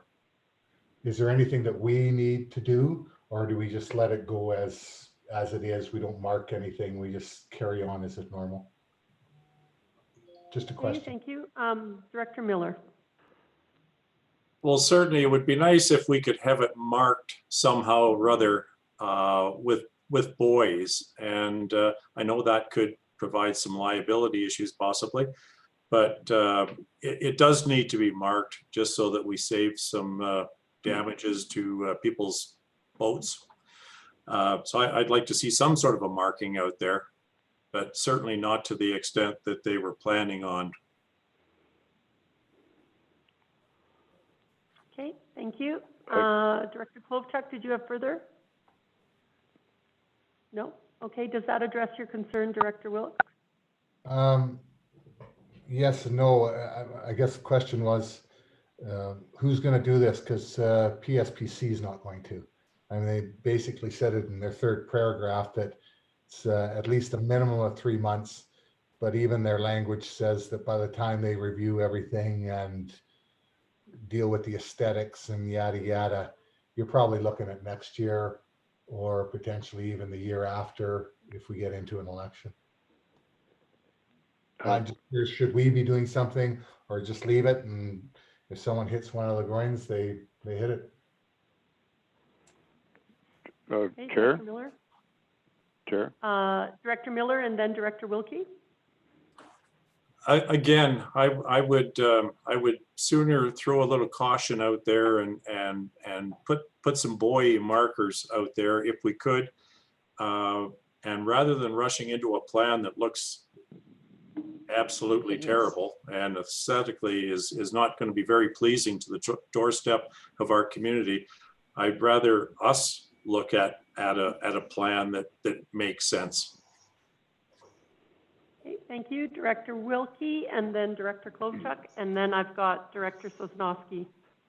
Yeah, just thanks, Chair. Just in reading the comments on this issue, the groin was marked by buoys in the past. I'm not sure who did it. I guess it depends on the jurisdiction. Is that Invermere's water, or is it under the RDEK or Transport Canada? And good questions. Yeah.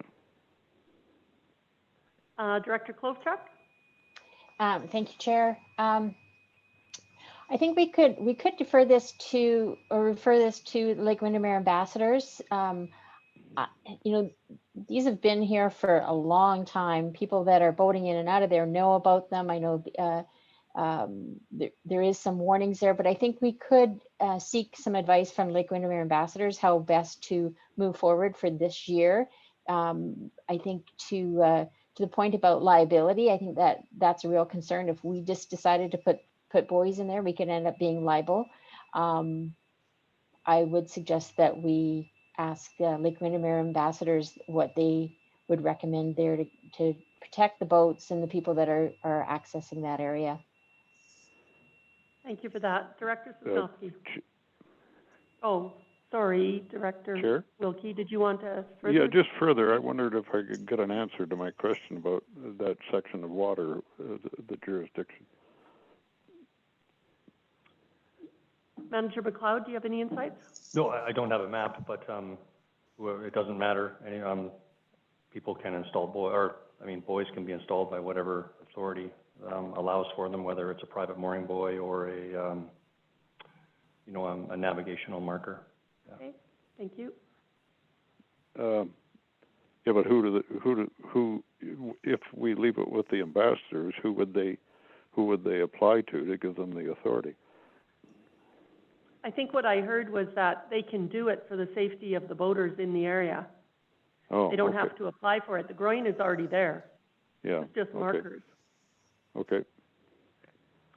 Director Sosnowski, you've been very patient.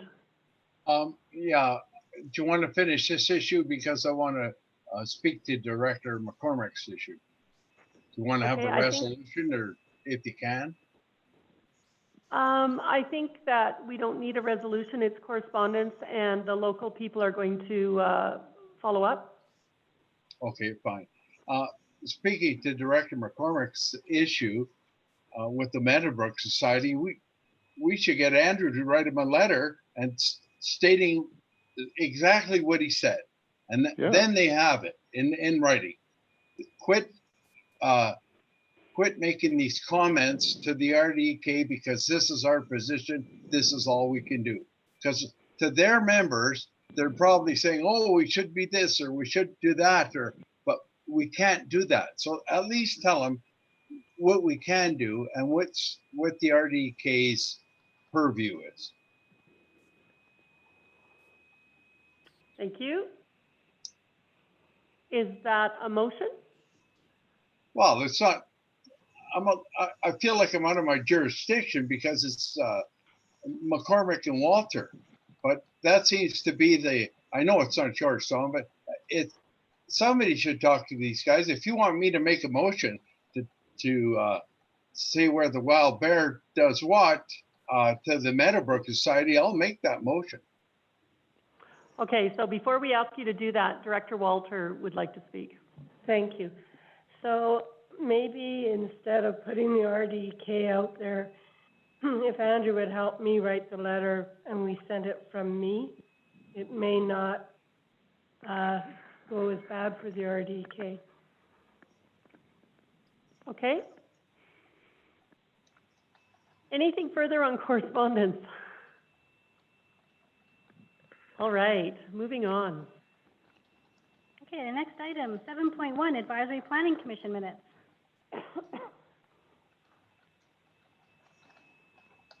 Okay, they must be pretty straightforward. I'm not seeing anybody wanting to comment. Okay, so we're going to move down now to item 8.1. Staff recommendation is option number 1, that development variance permit number 4219, Baines Lake MacArthur, be granted. Moved by Director Sturzer, seconded by Director Doyle. Discussion. Good, Chair. Director Doyle.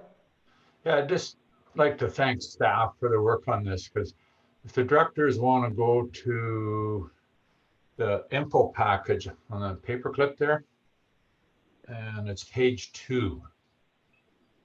And you'll see the land use map on page 2 there. Just give everybody a chance to catch up. And everybody should be there. So you see where the dark gray, that's the subject property, and then there's Sterling Road, and the other side there's Sundown Lane. Now this application is to put a panhandle off of Sterling Road to go into the Sundown Lane side. But we postponed this application, and you can see all the lots on Sundown Lane. We asked, the staff went to the Ministry of Transportation Highways and said if we could get an agreement from the landowners to take a piece off of the properties there to give us a 20-meter access, even if it's surveyed for future use, we wouldn't have to have these panhandle roads come in off of Sterling Lane, or the people on the, I guess it'd be the west side of this drawing there, they would never be able to subdivide because most of it doesn't work in there. So I'd just like to thank staff. It was a good resolution that they come out with, and the letter's gone out to the homeowners there if they want to deal with giving up a small piece of their land to get this 20-meter right away and correct an issue that's been there since this was built. So there's some pretty good work there, and we'll see what the residents do, but I'd still like support on this application because who knows what the residents will say in there. But we've come up with this, and just wanted to point out there's a lot of work went into this one. So thanks. Thanks, Director Doyle. Further comments? Let's call the question then. Okay, voting is open.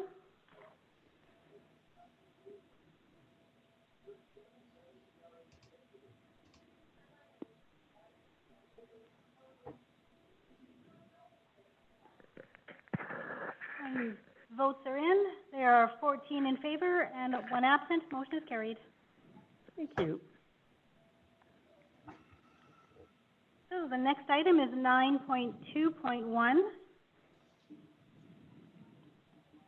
Staff recommendation is option number 1, that the Agricultural Land Commission be advised the RDK supports the Ministry of Forests, Lands, Natural Resource Operations and Rural Development and LEAPR ALR non-farm use application for properties located on Kickaman Newgate Road, west of Lake Koocanusa. Moved by Director Sturzer, seconded by Director Doyle. Discussion. Chair, Director Doyle? yeah, good luck. That's all I can say. All right, thank you. All right, let's call the question. Voting is opening.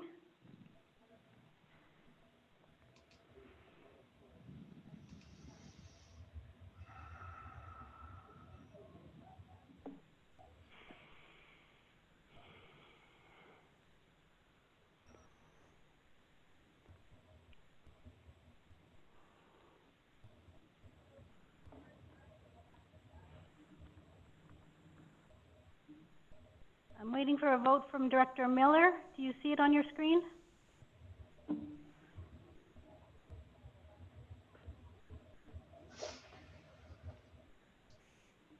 Did you want, put your hand up if you're in favor, Director Miller? He's in favor. Thank you. Thank you. Recorded Director Miller as being in favor. Votes are in. 14 directors in favor, 1 absent. Motion is carried. Thank you.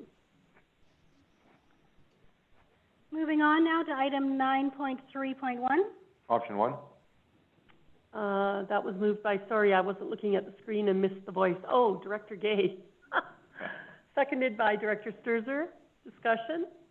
Before discussion, Chair, just to make sure everybody's clear, option 1 is that development variance permit number 320, Moyer Rogers, be granted.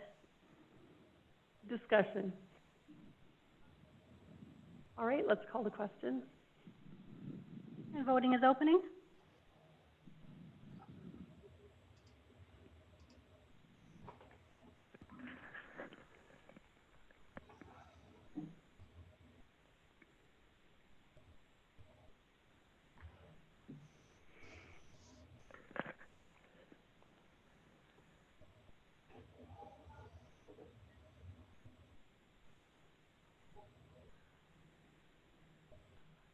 I'm waiting for votes from Director Miller and Director Wilkie. If you, Director Miller, you're in favor? Director Miller is in favor.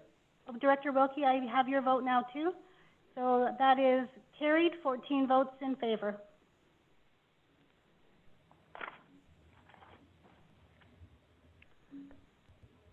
Next item is 9.3.3. Option 1. Option 1 is that development variance permit number 520, Fernie Alpine Resort, Towsley and Bemmy be granted. Moved by Director Sosnowski, seconded by Director Doyle. Discussion.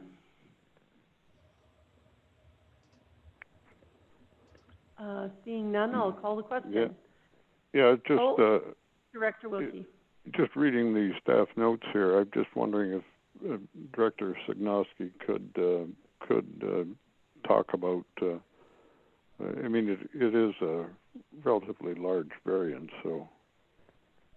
No, I'm sorry, I'm confusing it with another one, sorry. The next one. Just disregard my comment, sorry. Okay, thank you.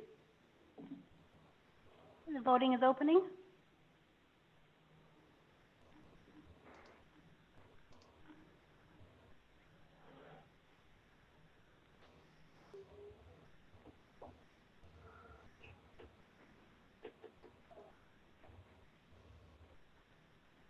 Director Miller, if you're not seeing the screen, you can just, you're in favor? In favor.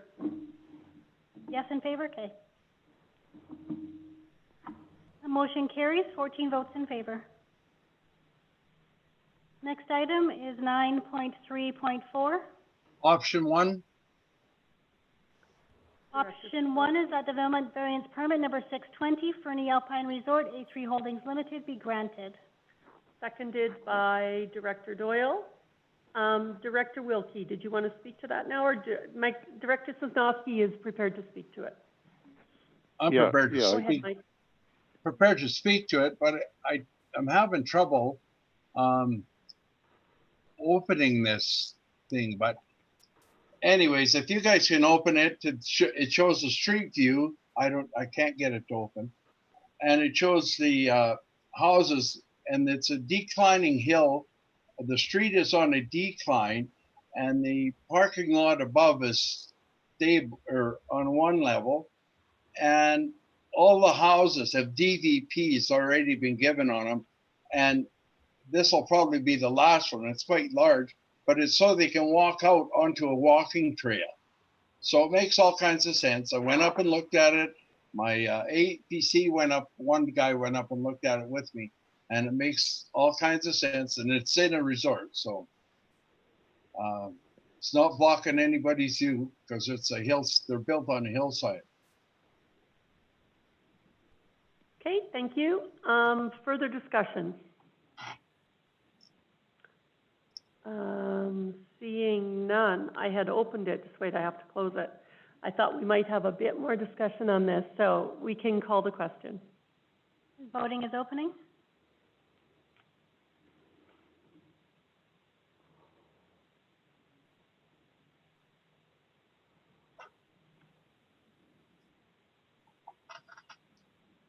And all the votes are in. 14 in favor. The motion is carried.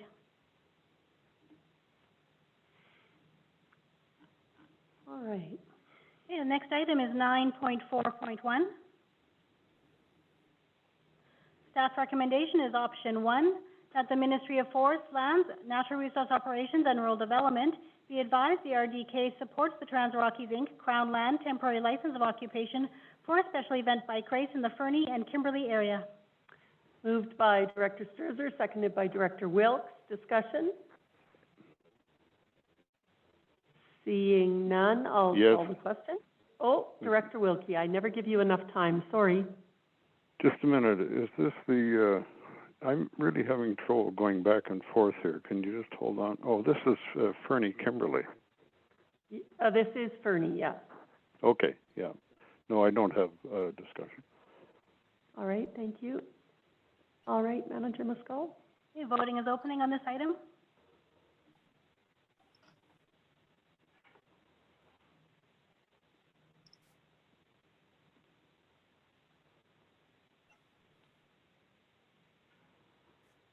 And the votes are in. 14 in favor. The motion is carried. Next item is 9.4.2. Staff recommendation is option 1, that the Ministry of Forests, Lands, Natural Resource Operations, and Rural Development be advised the RDK supports the BC Hydro Crown Land application for a utility power line in the Clarecoats Road area in Meadowbrook. Moved by Director Walter, seconded by Director Sturzer. Discussion? Okay, we can call the question. Voting is opening.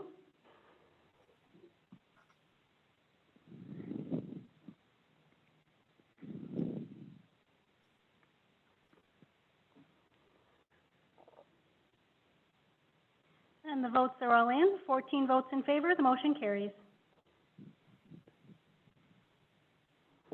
Next item, 9.4.5.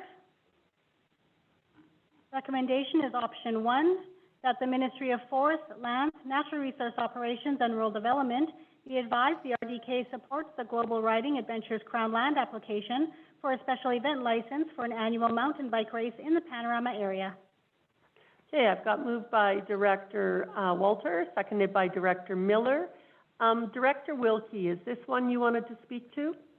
Yes, I speak in opposition to the proposal. I think our APC was unanimous in the concern. Panorama has a controlled recreational area of about 3,400 hectares, and there's no reason why they couldn't contain the race within that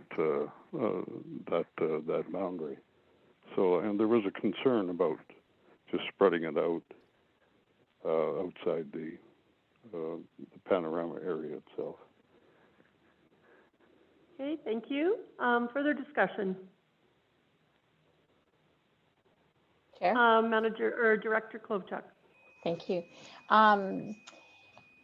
Yeah, when we asked the applicant at the APC meeting whether this would be increase the benefit or increase the quality of the race, and increase the marketability?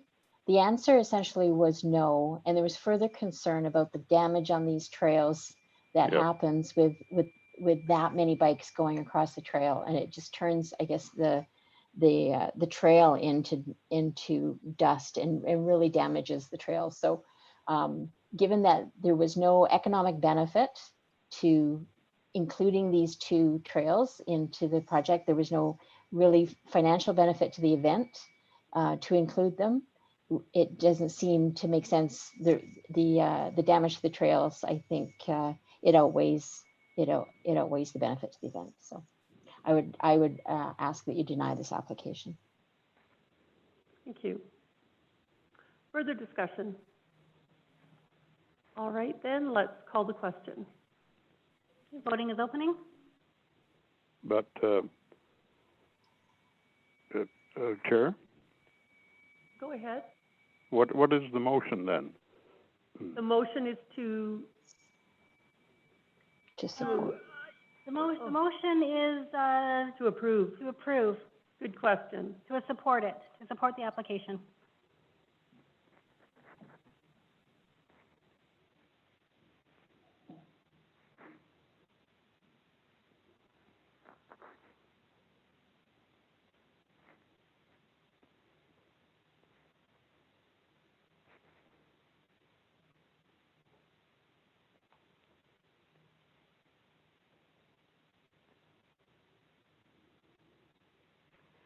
Director Wilkie, never mind, I have your vote now. Thank you. Closing the vote. Voting results are 4 in favor, 10 opposed. Directors Graham, McCormick, Pratt, and Walter were in favor. The motion is defeated. So moving forward, if it's defeated, do we need to move to defeat it, or it's already been defeated?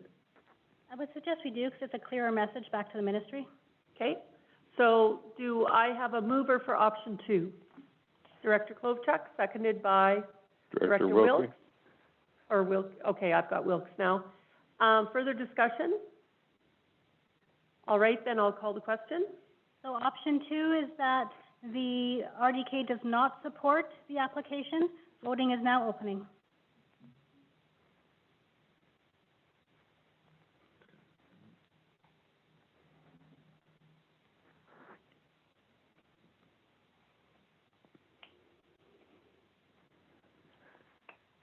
Okay, all the votes are in. Closing the vote. Results are 11 in favor, 3 opposed. Directors McCormick, Pratt, and Walter were opposed. Motion is carried. Okay, thank you. Next item is 9.5.1. Option 1. Sorry, recommendation is option 1, Chair Gay, or Director Gay, option 1, that a UBCM Housing Needs Reports Program grant application for $95,000 be submitted for preparation of a housing needs report for electoral areas A, B, C, E, F, and G, and further that the RDK will provide grant administration if the application is successful. So I've got a mover, I need a seconder. Director Doyle, discussion, Director Doyle? You're on mute. Yeah, I'm good. No, I think it's a good project. It'd be interesting to see what they come up with, because, you know, everybody talks about the housing needs in the municipalities, but electoral areas, that'd be quite interesting to see what the needs are. So I look forward to it. Good, thank you. Further discussion? Then we'll call the question. Okay, the vote is opening.